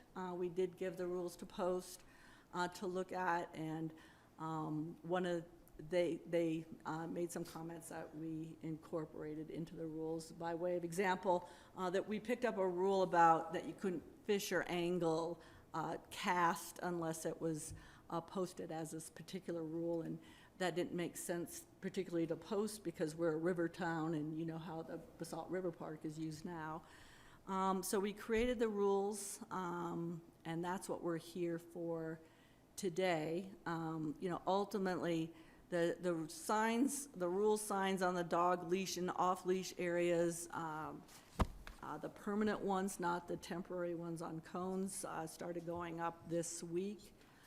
And then once we have the rules, we can determine the particular signs that we put on the park. So if there's any questions on some of the rules, we're all. Ryan and Chief, everybody's on board with all this, and great. Jeff, would you like to speak to the civil nature of the violation versus criminal, how would you choose that? Sure. So the rules prior to, I guess let me back up. The procedure for rulemaking would be that on a staff level and really through, I guess, Ryan's position as the town manager, formulate rules for specific parks that would then need to be adopted by ordinance. And again, they would kind of live in this rulemaking world rather than it within the town code, and they would be posted and there'd be proper notice of them. However, they are, rather than a violation of those rules be subject to the general penalty provisions of the code, the general penalty provisions of the code call for a fine of up to, I know we amended it, but $1,000 or more and up to a year in jail. So they wouldn't be subject to the general penalty provisions. It'd be a non-criminal park infraction, so it'd be subject just to fines and kind of an escalating scale of fines. So that's just one little caveat as to a violation for a particular violation of a rule. Okay. Questions? Okay. So this is first reading, no public hearing. So if there are no further questions, I would entertain a motion from council to approve on first reading ordinance number 8 in 2021. Mayor, I move that the town council approve ordinance number 8, series of 2021 on first reading and set the public hearing and second reading on June 22nd, 2021. Is there a second? Second. Been moved and seconded. Pam, please call the roll. All right. Let's begin with Elise Hoddle. Yes. Thank you, Elise. Bill Infante. Yes. Thank you. Glenn Drummond. Yes. Thank you. Ryan Slack. Yes. Thank you. Bill Kane. Yes. Thank you. And David Knight. Yes. Thank you. Motion carries. Okay, next order of business, item number 7C. This is ordinance number 9, series of 2021. It's the first reading of an ordinance. It says resolution, but it's first reading of an ordinance. The Town Council, Basalt, Colorado, creating a special fund account related to the ownership of units at Riverside Plaza. Christie, you'll explain what we're doing here? Yep, thank you, Mayor. As you had just heard from our auditor, is that there's requirements with the Governmental Finance Officers Association and all of the rules around GASB, Government Association of Standard Sports, thank you, that really require that we keep these funds separate because it's considered a component unit because our ownership of the Riverside BC Plaza is around 66%. with that unit we just purchased. So as a result of that, it's that standard practice that we would maintain that in a different fund to assure that that's separate from our operations. Very good. Christie, if Jeff? I could just add, I think the funds related to Riverside BC have been allocated and kind of, they've been restricted, but not in the strict legal sense. So what we're doing is amending the code to formally create that restricted fund, based on those recommendations of the auditor and the requirements that Christie mentioned. I assume council all is aware that we closed on the purchase of the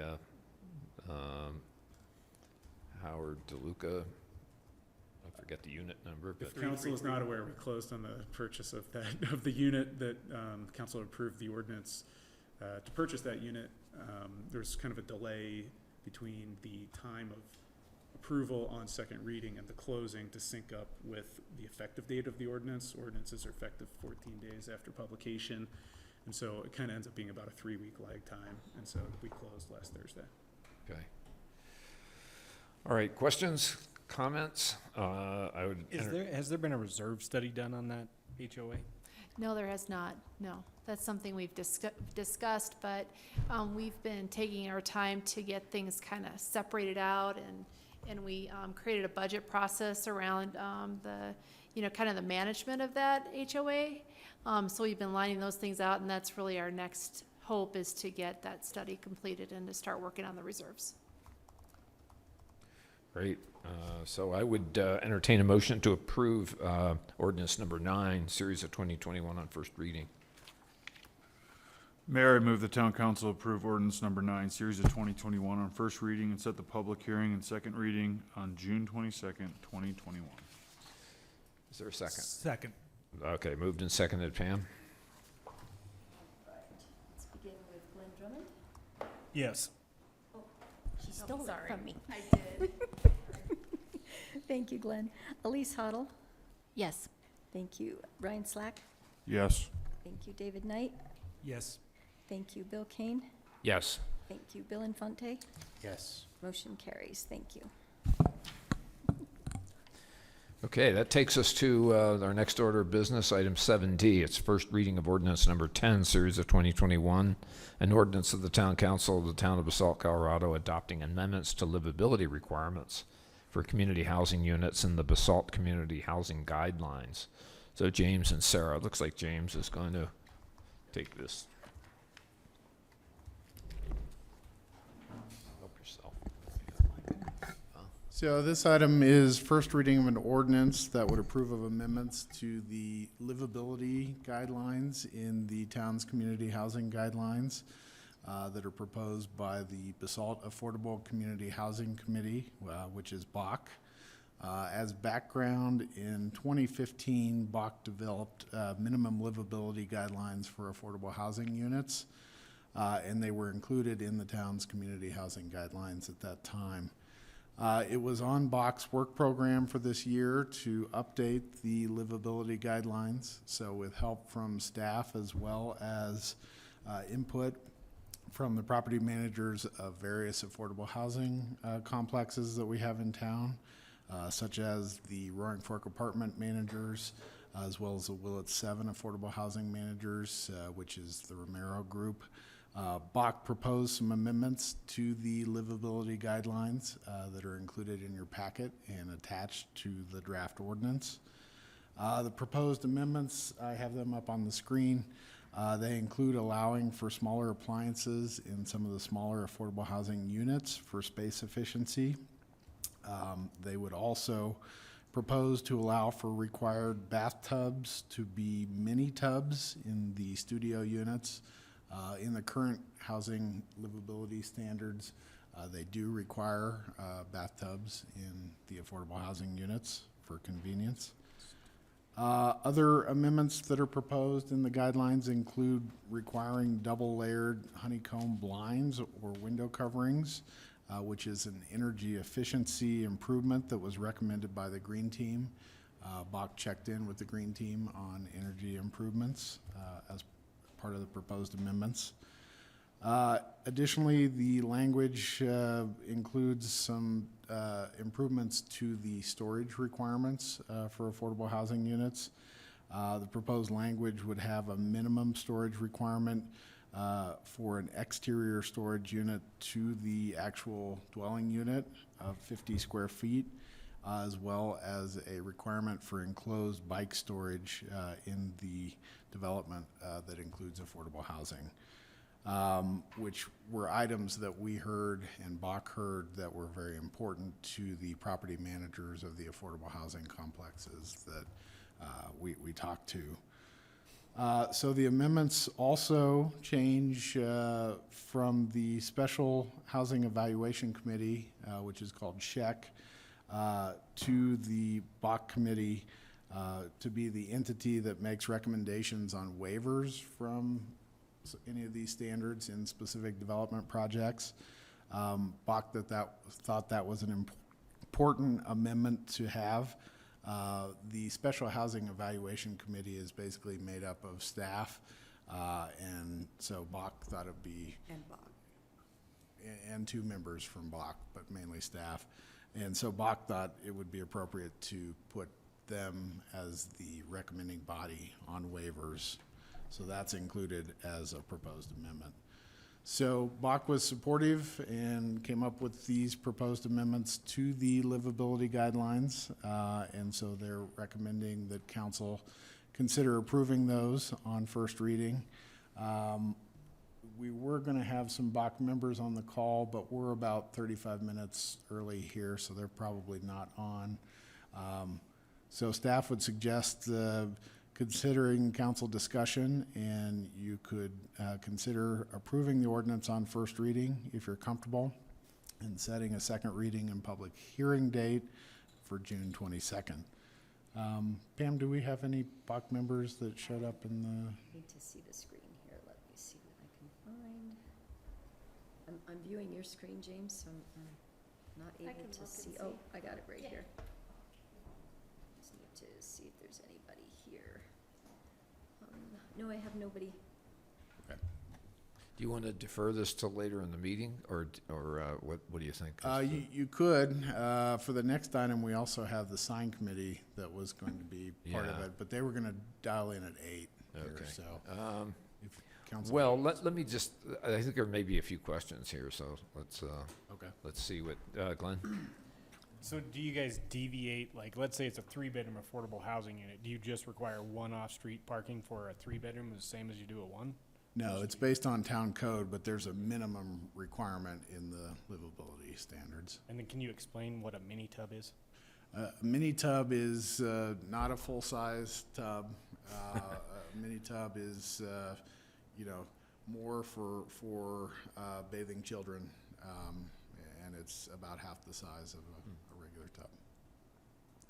And the thought was, if in a one-bedroom or studio unit, if you did have a single parent with a child, they could use the mini tub.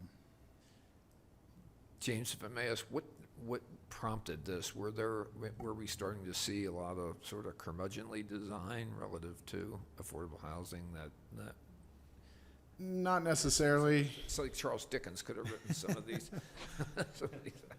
Back when they came up with the guidelines in 2015, there was a desire by Bach, in having reviewed some development projects and made recommendations, to get more of kind of a baseline to work from and have some standards to, hold developers to make somewhat quality affordable housing units out of them.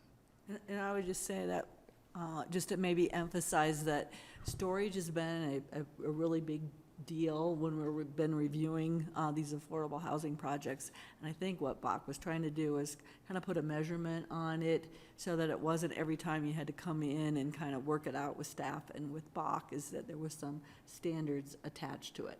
And then at that time, the way these have worked is that there is this mechanism for relief, so it isn't, an absolute hard and fast. The last time I remember us kind of weighing in on it was the 525, units where the bathtub kind of issue kind of came up, and I think they're trying to address this with the code amendment. So I think a lot of this is, I think early on in 2000, a number of years ago, Bach really saw the need to put some standards because we had to argue that you had to put appliances in the affordable housing unit. So what are the minimum requirements, and then just kind of what they're learning from reviewing applications. Yeah, previously it was like, where's the wind blowing? You know, we didn't have any baseline to work Got off it. of. Okay, well, let's, Can I ask a question? yes, please. What is the rationale for requiring the storage space to be on the first floor? On the first floor, the thought was, you know, if you're providing your toys and stuff like that, it's easier to get them out and get them back in. You know, that's one that you could probably see some individual project waivers on. Yeah, I'm just thinking if you setting tried it to do 56 storage units on the first floor for that'd be Roaring it. Fork Apartments, there would be no first floor. Sure. Yeah. But, you know, I think Bach envisioned that's probably one that you might get some amendment requests on, but you at least need the storage units somewhere in your project. And when would this go into effect? Go into effect 21 days after approval of an ordinance. Could the verbiage be changed, like, because I'm with her on the first floor, it's like dwelling unit on first floor, so what happens if your dwelling unit's on the second floor? You gotta walk downstairs for your storage space? Yeah, like I said, the idea was to be able to get stuff out easy to transport. So instead of lugging a bike upstairs, you got a place on the ground floor. Yeah.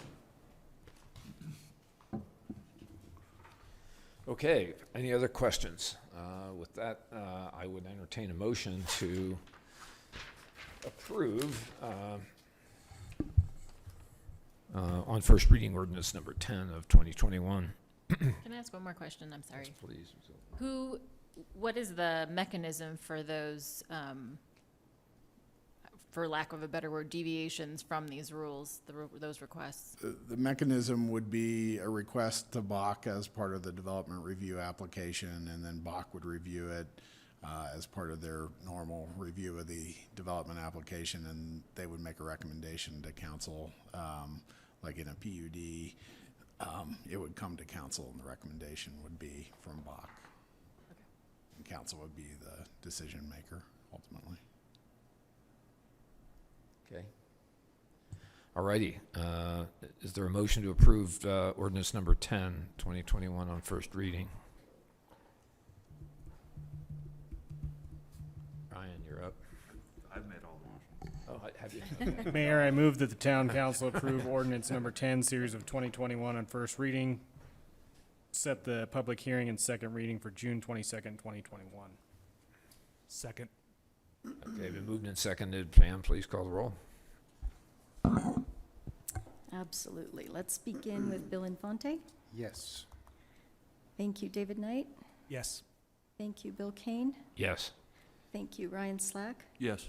Thank you, Elise Huddle. Yes. Thank you, and Glenn Drummond. Yes. Motion carries. Thank you all.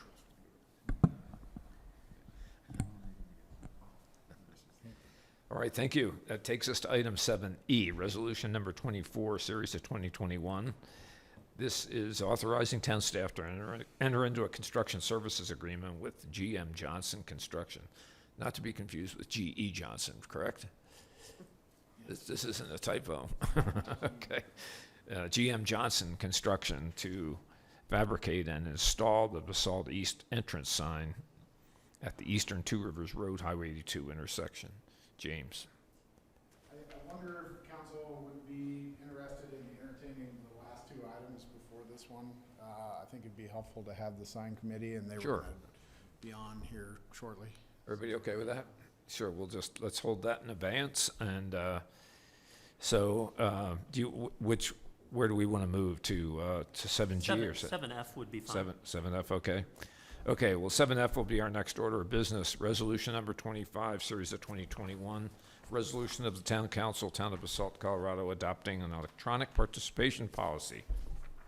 Ryan and Jeff. Sure. So I'll start, and then Jeff, if you want to fill in. So basically, as we are back in person for the first time in 14 months, and we have public health orders that are being lifted, allowing for people to gather again safely, we wanted to present to you an electronic participation policy that just outlined sort of expectations for town council, for commissions and boards of the town to gather in public unless there is a legitimate concern as far as public health or a personal issue that's basically at the discretion of the town manager. This is basically meant to, as we said, as we kind of get into public, I think there's a difference between meeting on Zoom and meeting in public, and the communication is just probably improved. We did hear from one member of our boards tonight that the convenience of meeting as boards, the community boards, is preferred, that they be able to not have to drive into town or could be afar. And, you know, I think that there's also this issue of this becomes immediately effective. So there are some people that have made plans otherwise on our committees perhaps, or spending some time out of town, and so are just worried about not being able to participate. And so with that, we thought we would throw this out to the council and provide, you know, just get some feedback. As the mayor indicated, there are a lot of communities that are talking about this now and creating the sort of rules around it, since we've figured out that electronic participation can work, but I think it's just a decision point on when is it appropriate and when isn't it appropriate. Jeff, did you want to? Sure. Just a couple things to add. The existing electronic participation policy only applies in the event of an emergency declaration, and the next action item on the agenda is to terminate that emergency declaration. And so this is designed more for the long haul. So, but carrying over some of the things that we think will be with us for a while, including allowing that public participation either in person or remotely. But otherwise, it's set out currently to have all the town bodies again meet in person unless there's you know, legitimate personal or health concern in doing that. But then otherwise just contain some normal requirements to ensure that that remote and electronic participation is one that is meaningful and effective. So, you know, basic things like you can hear everyone, you know, there's that good connectivity, and many of the things that are in the existing temporary policy for emergencies. And I think that's all I have, but happy to answer any questions. Comments, questions, folks? I mean, we all understand what, you know, what's before us here. I mean, basically, excuse me. So are there comments or questions of council on the electronic participation policy? David? Yeah, I definitely think we're in hybrid work for the long haul. But one thing I do think we need to do is revisit this on an ongoing basis. I know in the private sector right now, there's a lot of discussion around hybrid work and what works, what doesn't, and it's an ongoing experiment. So I think we need to kind of take the same mindset here. I also think we should look at, as far as boards and participation, I mean, the volunteer boards like Amy's probably should have more relaxed standards as far as electronic participation, just because, you know, we want to try to seek out as many volunteers as possible, and lowering the barriers for those folks to be able to participate, I think, is a really important thing. Yeah, thank you. Others? I mean, I guess I would, Bill, did you have your hand up? Yeah, just go ahead, please. Yeah, I'm curious about the application of this, because in considering Amy's intervention, I agree with David, and I certainly think too that it promotes public participation if you can participate electronically or through teleconferencing. But I guess I wonder what would be, you know, a legitimate personal reason, or reciprocally, what's an illegitimate personal reason, and who makes that decision, and is prior approval to participate by teleconference required in order to Zoom in? Sure. So a couple of things there. One is that this, as drafted, it would apply to all town bodies, town council, P and Z, post, et cetera. If council, this is a council decision. So if council wishes to have different requirements and application of this policy for some of its boards, say not council and P and Z, you could make that amendment to this policy such that it would allow for those meetings to be, you know, all via electronic participation. As to the determination of kind of a reason to participate remotely, it's a little bit of a struggle to kind of identify what that would allow for that, but the intent is that I think there's an expectation that town council people in particular and planning and zoning commission members attend meetings in public, and that that it not, you know, that there not be just a consistently, you know, remote participation throughout the year. And so I think that the determination of whether there's a justified reason to participate remotely would be left to the town manager, and should be a town councilor person should contact the town manager ahead of time to arrange for that remote participation. And you know, it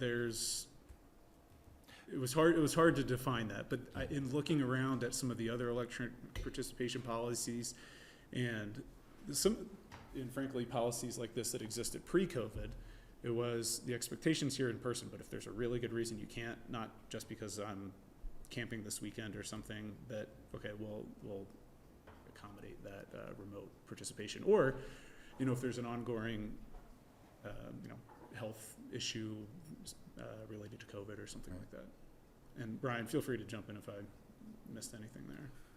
I think that summed it up pretty well. I mean, I think that that flexibility, I mean, this is staff trying to work this out for you guys as we're coming back into person. You know, I do feel pretty strongly about council and planning commission being in person as the members. You know, for those volunteer boards, you know, I think you have better communication when you're meeting in person. But if we want to allow some of that flexibility for them, you know, just kind of based on some of that feedback, I think that's okay. And like David was saying, we're kind of seeing a change in some of this. Our approach to meeting, and Zoom kind of tested that over the last year. So if we, you know, want to make amendments to this, then we want to hear from you guys. Yeah, no, I think that's, do you want to go around the horn on this, or we'll just get a sense of the council on yeah, I think what just we get a think? sense of the council. I think that the tendency that we're hearing, I mean, the central sort of drift here is that council and P&Z are the core elected and appointed officialdom of the town, and I think it's reasonable to expect that everyone will meet in person. I think the public has a right to see and meet and talk to their elected officials and appointed officials on critical matters.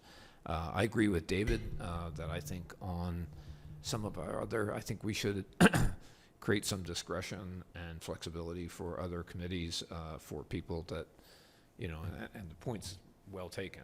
We shouldn't be erecting more barriers. We should be trying to reduce barriers for participation on our various boards and commissions. So I just think a policy that requires attendance by council and P&Z and then creates discretion through the various chairs of our various commissions, and they can work it out. You know, it's just a small town, and, you know, if you can't make a meeting and you want to call in, great. You know, that's good. A question I would have is that, you know, should we, in this policy, should we stipulate or stipulate to an arrangement whereby an absentee counselor could call in to meet a quorum requirement on a vote? If you see this coming up, and I'm not picking on Bill Infante, but Bill's on the Grand Canyon with a satellite phone, rowing through lava falls, can he, you know, if we critically need a call, you okay with the Grand Canyon? So, I mean, can we embrace that in the policy to allow that? Is that allowed? Sure. Yeah, Okay. I have seen it where someone attending remotely can be considered present for the purposes of establishing a quorum, but not necessarily be a voting member on some action if they're unable to meaningfully participate in the dialogue and discussion. Yeah. I think you're gonna get in trouble. Yeah, I guess what I just worry about is that if we have a critical matter that where time is of the essence, both for the public and private, Yeah. and everybody agrees that time is of the essence and it's really critically important, you know, can we create the flexibility in this policy to allow an elected official to call in, vote by phone or by telephonic communication, or? That's contemplated here, is that Okay. electronic participation would include telephone, satellite phone. Okay. Or Carrier Zoom pigeon. or whatever it might be. That would be expensive on the satellite phone. Sure would. But I would dissent on one element of that. I fully agree that we should encourage participation, whether you're talking about town council, P&Z, or any other committee. I think physical presence is frankly to be desired and encouraged. And yet, if we want to promote engagement, it makes sense to permit teleconferencing or whatever mechanism is robust enough to support clear communication. When you begin removing the jurisdiction and saying, well, I, Bill Kane, the mayor, can make a decision about quorum in this case, but not in that case, that becomes arbitrary.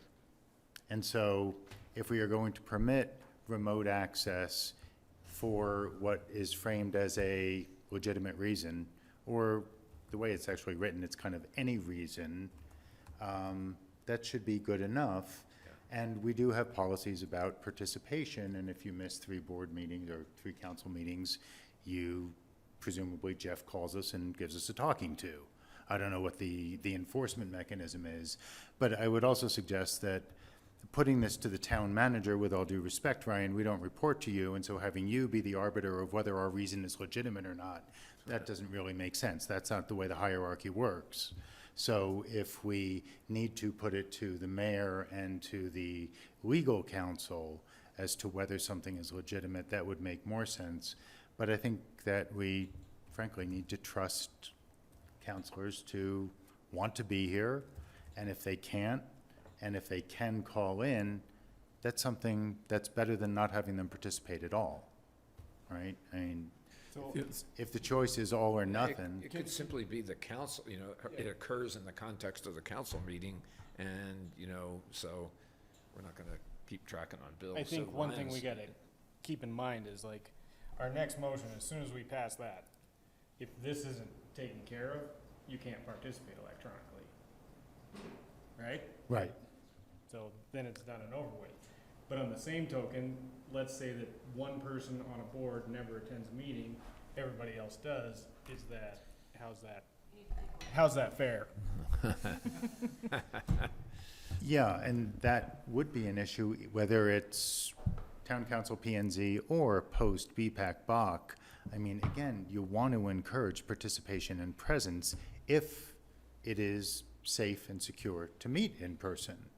You know, that then becomes also a challenge when someone says, hey, listen, my kids are sick, I am healthy, but I believe it would, place at risk the other committee members. Therefore, I want to stay home, but I still want to participate. I don't think you want to penalize that person for trying to protect the welfare of the other committee members, or council members or anything else, Yeah, I think the punitive nature should be in the scenario of somebody repeatedly abusing the ability to call in rather than the other way around. I guess that didn't really make sense. Yeah, no, so I think it's a fair, I think those are good points, and I'm just trying to, the language we have now is legitimate, to participate remotely for a legitimate personal or health or personal reason, which, as you said, could be anything. I think the goal is to get at, well, I just didn't feel like coming down to town hall is probably Right. not a That's legitimate not a good reason, reason. So, Yeah, that's and- what should be penalized, not the Right. person who, Has a business meeting and is out of town but wants to participate, something like that, or has a family emergency and has to leave town, but it's not immediate family, for instance. and It's not a lack of will, it's just, other life considerations. right. So what I'm just, what's the wording? I'm just trying to think through, okay, so The if it expectation is is- determined that there's an abuse of the policy, what's the recourse against that? So I guess I'm just gonna kind of go off the fly, on the fly here with some amendments, I guess. But I think number one that I've heard at least a little bit of consensus on is removing non-town council, non-planning commission from the requirement to be here and in person, and instead allowing the ability for them to convene their meetings through electronic participation. Is that fair? I Amendment think they one? should be able to decide amongst themselves. I think they do deserve that autonomy. It's a reward for participating in this process. As a self-managing team. Yeah. Okay. To either attend through electronic participation or in person as determined by that town body. Okay, one amendment. Number two would be to allow for participation of town council and planning commission through electronic participation for a legitimate health and personal reason, leave the language as it is, upon notice to the town clerk at least 24 hours advance of the meeting. And then thirdly would be to add a provision that which is consistent with kind of a recital in here that the use of electronic participation is a privilege and not a right, that if it's determined that any town council or planning commission member is abusing his or her privilege to participate via electronic participation, the body may take action to prohibit further use of electronic participation unless there is additional proof of a legitimate need or personal reason. And then we're gonna pull their socks down. Yeah, and so I think those are the three themes of the amendments, and you could say in a form to be determined by the town attorney, but did that capture kind of what I'm hearing, or in staff, is there anything you had on I that? guess the only thing I would ask is like, what happens if a town board decides to participate in person, but one member of that board doesn't? How's that work? They need to work that out amongst themselves, Yeah, I let them think. sort it out. We're not everyone's Yeah, parents. I'm not sure we can anticipate everything here in this language. I think we just have to. like we also have to keep records of their meetings. Well, What we do anyway, They do. can I ask Sure. one question? I was just wondering if the 24-hour notice could be extended to 25, because we have a 24-hour notice, so we have to set up the meeting, whether it's by Zoom or whatever, for these committee meetings ahead of time. So if they give us, 48 would be better. 48 would be more reasonable. Yeah. 72 if it's the weekend. Although some of the extenuating circumstances, you wouldn't, 96 if there's a holiday. well, no, but I was just thinking some of the extenuating circumstances, you might not know that far in advance. I mean, if you're doing, Death in the family. yeah, exactly, or, That's where you're gonna have to miss the meeting. Like, Yeah, we some- can't put too much extenuating circumstance on them having their ability to conduct it. right. You're just gonna have to bail out. Are we gonna continue to allow the public participation electronically as well? Yeah, both, yeah. So we're always gonna have the meeting set up? But for P and Z and council, yeah, but not not, necessarily for the boards. Oh, gotcha. As far as the timing in advance, like we do 2 business days, that way it just neatly deals with the weekend. Yeah, and I mean, for the notice from an individual town council person, let's say, it doesn't, 24 hours is not gonna affect how these meetings get noticed, but for the, I guess, the town bodies, or the committees, they're going to collectively need to decide whether they're gonna be in person or electronically, at least that period of time in advance. And so I actually think that, let's just say, in that case, they're going to be meeting in person, but it would still allow for one person on that committee to still participate electronically. The 24-hour notice works. If the meeting, the entire meeting is going to be done electronically, I think we're going to know that more than 24 hours in advance anyway, right? I think most time, I think this will play out, to be honest with you. It's like, it's hard to figure out all the permutations and Yeah. combinations. It's just hard to do a Zoom, you know, we put that on the agenda, the information to how to access the meeting. Yeah, and I mean, the public component of it is that all of these meetings would be accessible by the public, either in person, or if they are held in person, or electronically. So I think it's covered, but, you know, as David said, we're all going through growing pains on this a little bit, so this might be a growing pain issue that we come back and need to revisit. And Should we do a trial policy? Well, Like set a period you of know, time? not to complicate matters, but doesn't the charter, the example I came up with is really not a viable example, because you can't use a absentee or a telephonic call to constitute a quorum. Doesn't the charter require that for council that there be 4 people present? I think the term present is a word of art there. yeah, there is, in having looked at this in the past, I don't think that there's anything that precludes an electronic participation from constituting presence for that purpose. Okay. Well, There's not anything in our town charter that specifically says that it does, but there's not anything that says it doesn't. There's not anything in statute that says it doesn't. So it's not uncommon to have I guess probably pre-Zoom, what was called a telephonic participation policy, which was really largely used to say, if we need a quorum, we'll let you call in.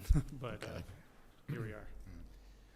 Well, I think you got the meat of this. I mean, P&Z Council here and our boards and commissions will work out their arrangements, and we will be permissive, and people can participate electronically on our various boards and commissions.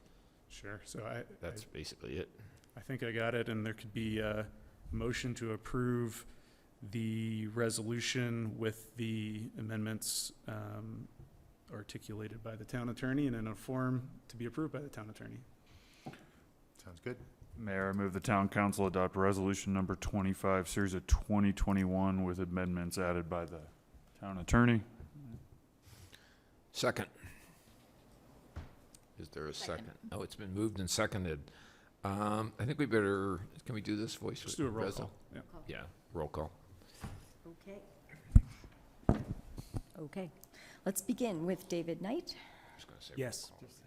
Thank you, Ryan Slack. Yes. Thank you, Bill Kane. Yes.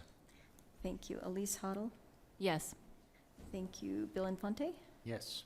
Thank you, and Glenn Drummond. No. 4, 5, 6. Motion carries. Okay. So James, your item on the sign construction was scheduled for 8:25. It's now 8:21. Is this close enough for government work here? Is there any method to the madness of dealing with G, since it's related to the same thing, isn't it? No, it's not actually. Terminating to. Takes effect as soon Yeah, as it we was, approve that. they're kind of related, but not. Sorry, I thought they were more closely related. My recollection. James. Well, Through here. Let's do it. yeah, so it's Bennett and who all's on for the sign? Chris, Lynn, Chris Matera and Lynn Mace, I think. So they're all three are on, so let's, our next order of business then will be item number 7E, resolution number 24, series of 2021, authorizing town staff to enter into a construction services agreement with GM Johnson Construction to fabricate and install the Basalt East entrance sign at the Eastern Two Rivers Road, Highway 82 intersection. And welcome Bennett and Lynn and Chris. Thank you for your hard work on this. And James got it. Okay, thank you. This is consideration of a resolution to authorize staff to enter into a contract with GM Johnson Construction to fabricate and install the east entrance sign at the Up Valley intersection of Two Rivers Road and Highway 82. As background, the Chamber Sign Committee has been working for many years to implement a monument sign plan that includes marker and monument signs at main entrances to the town. The sign committee in the past worked with town staff to have the Basalt Avenue roundabout sign, the Southside BBC sign, and the Basalt Avenue, Midland Avenue wayfinding signs installed. Nick Aceto has designed the east entrance sign, and it was put out to bid last year and received one excessively high bid last year. And so the sign committee worked with Nick Aceto to value engineer the design on the east entrance sign. And then they came back a couple months ago to the council, and council approved resolution number 10, series of 2021.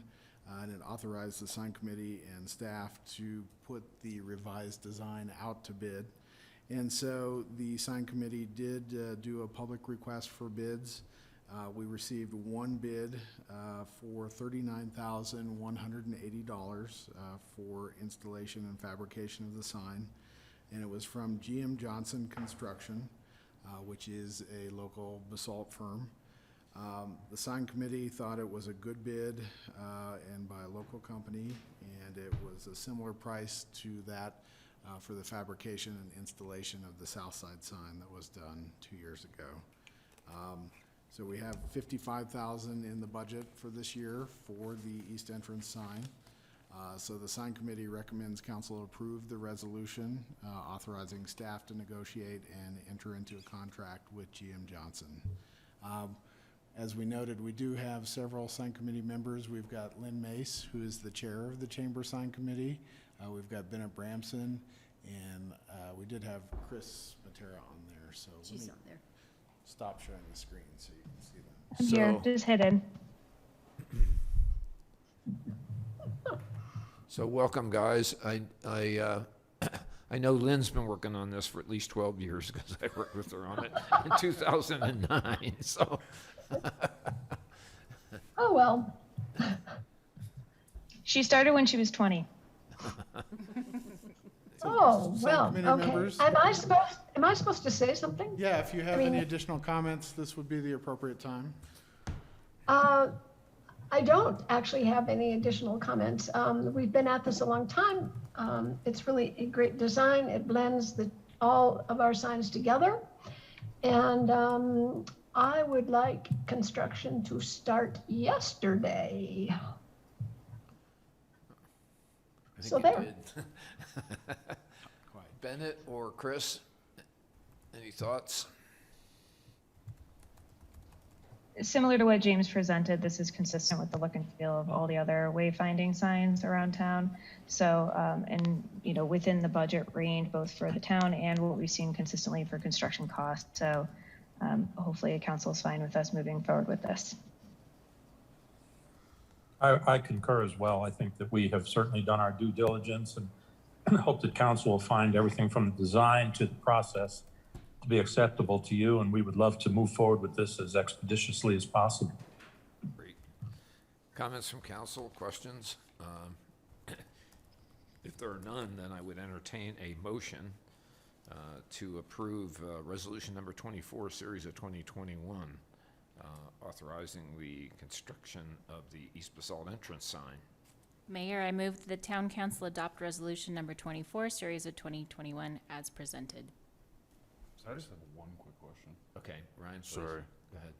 What is this sign placed on if the additional concrete and materials is an additional bid? Is it just on compacted ground? No, it's going to be on concrete. Staff is working with several other concrete specialists to get better bids on the concrete piece. On the bottom, okay. Yeah. All good. So we have a motion. Is there a second? I'll second it. Okay, been moved and seconded. Pam, please call the roll. Absolutely. Let's begin with Bill Kane. Yes. Thank you. David Knight. Yes. Thank you. Bill Infante. Yes. Thank you. Glenn Drummond. Yes. Thank you. Elise Huddle. Yes. Thank you. And Ryan Slack. Yes. Thank you. Motion carries. Thank you, guys. Thank you, folks. Thank you very much. Appreciate your help on all this. Thank you, thank you. Thank you. Thank you very much. We're on to item 7G. This is resolution number 26, series of 2021, resolution of the town council, town of Basalt, Colorado, terminating the declaration of a local disaster emergency related to COVID-19. So, Jeff and Ryan, this is Want to just take this one? action we got to take here. Yeah, this is, should be short and sweet.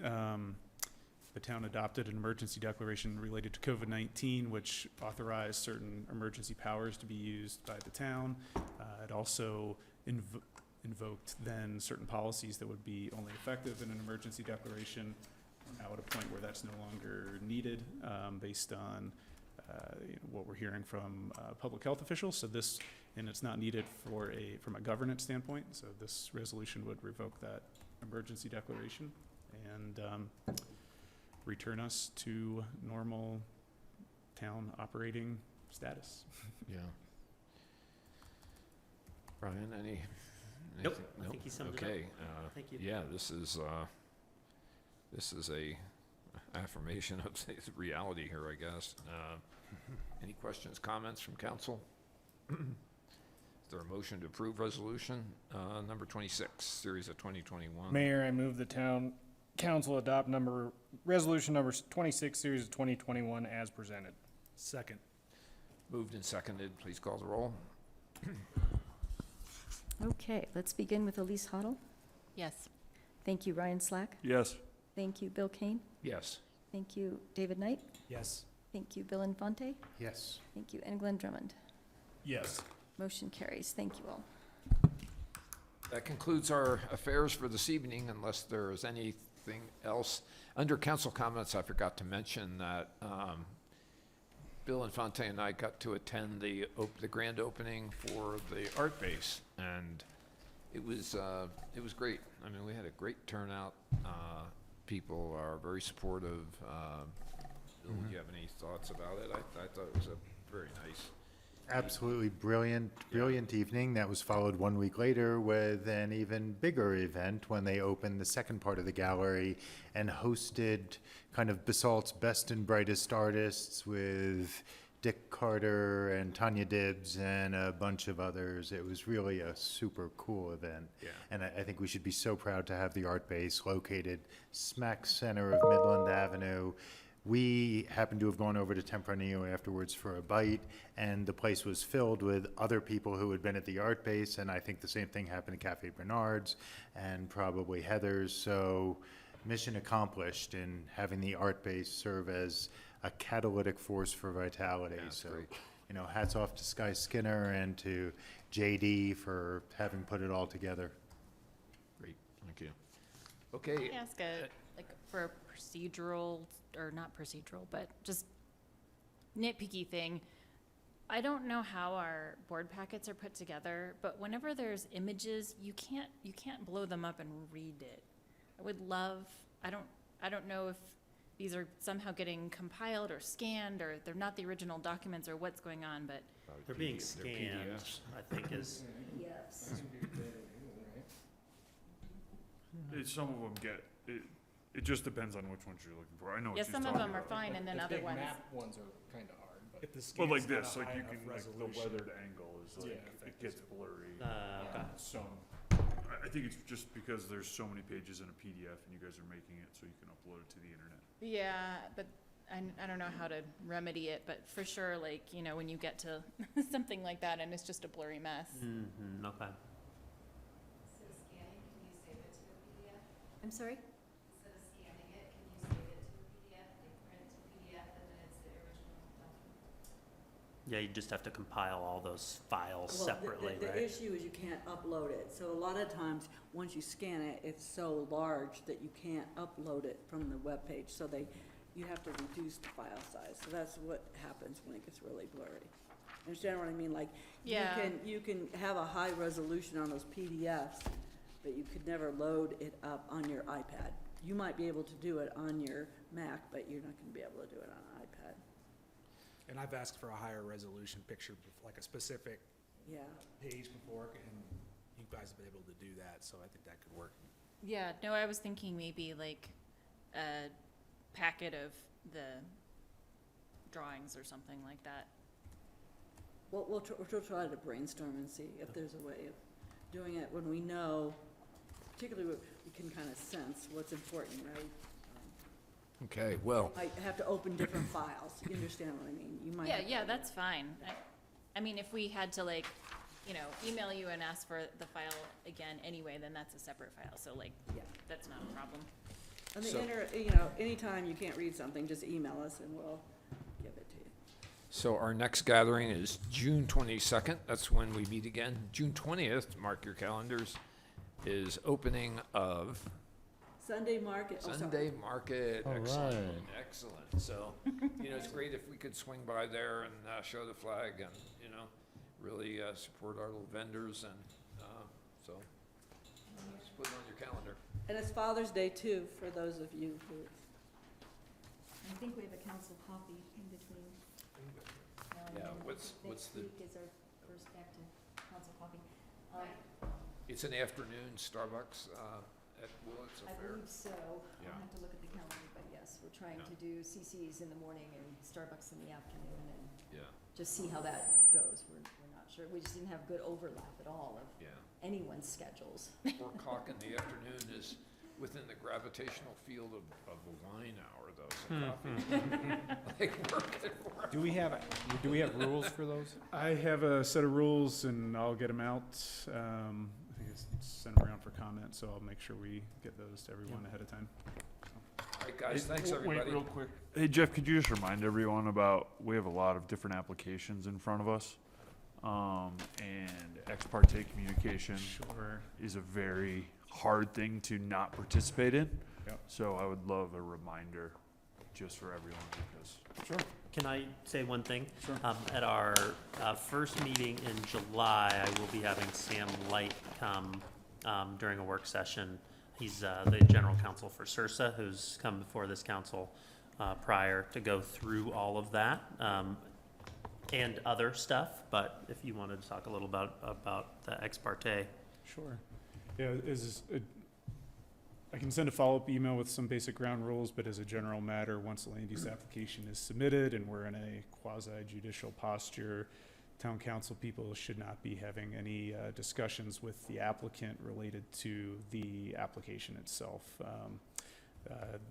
A quasi-judicial process requires that there be a fair and impartial hearing, and so if there are any discussions that do take place unintentionally, when it comes time for there to be a public hearing, you need to make us, town staff, make me, town attorney, aware so that those can be included on the record. Part of the reason is that we don't want any town council person making a decision on information that one person has that other people don't have. And so ex parte discussions should be avoided, but if they unintentionally happen, please disclose them, and I'll follow up with more guidance on that. Jeff, is it fair to say that it doesn't extend just to the applicant, but the public as well? Yes, I'm sorry, and with the public, anyone that would be commenting on the merits of the application, so. And as you said, there's a couple applications out there. You know, the two that I think you're aware of is we have the Sopus Meadows 5 sketch plan review for the 155 units off of Willits Lane. We have also the Basalt Center Circle application submitted by Belinsky and Light. Is there another name I should be calling that for the development over here on the Clark's Market Restore property? Those are the, Basalt Center Circle is what Yeah. they're calling it. and so those are the two largest applications that we have. Is there anything else we should maybe flag? Not at the moment. Yeah. Those are the two big ones. And real quick, just to clarify, we're allowed to talk to people, we're just not allowed to say our opinion, correct? Whether we're for or against, but we can listen. Like, if someone says, hey, I feel this about this, you're say, okay, thanks for sharing your opinion. Your decision should really, as a town council person, needs to be based on information that's presented in the hearing. And so if it's being based on people providing you comments that are not in that hearing, there's a line there that might get crossed. Or so if somebody has an opinion about an application that might influence your decision, that person in the public should be directed to make that at public comment on that particular application.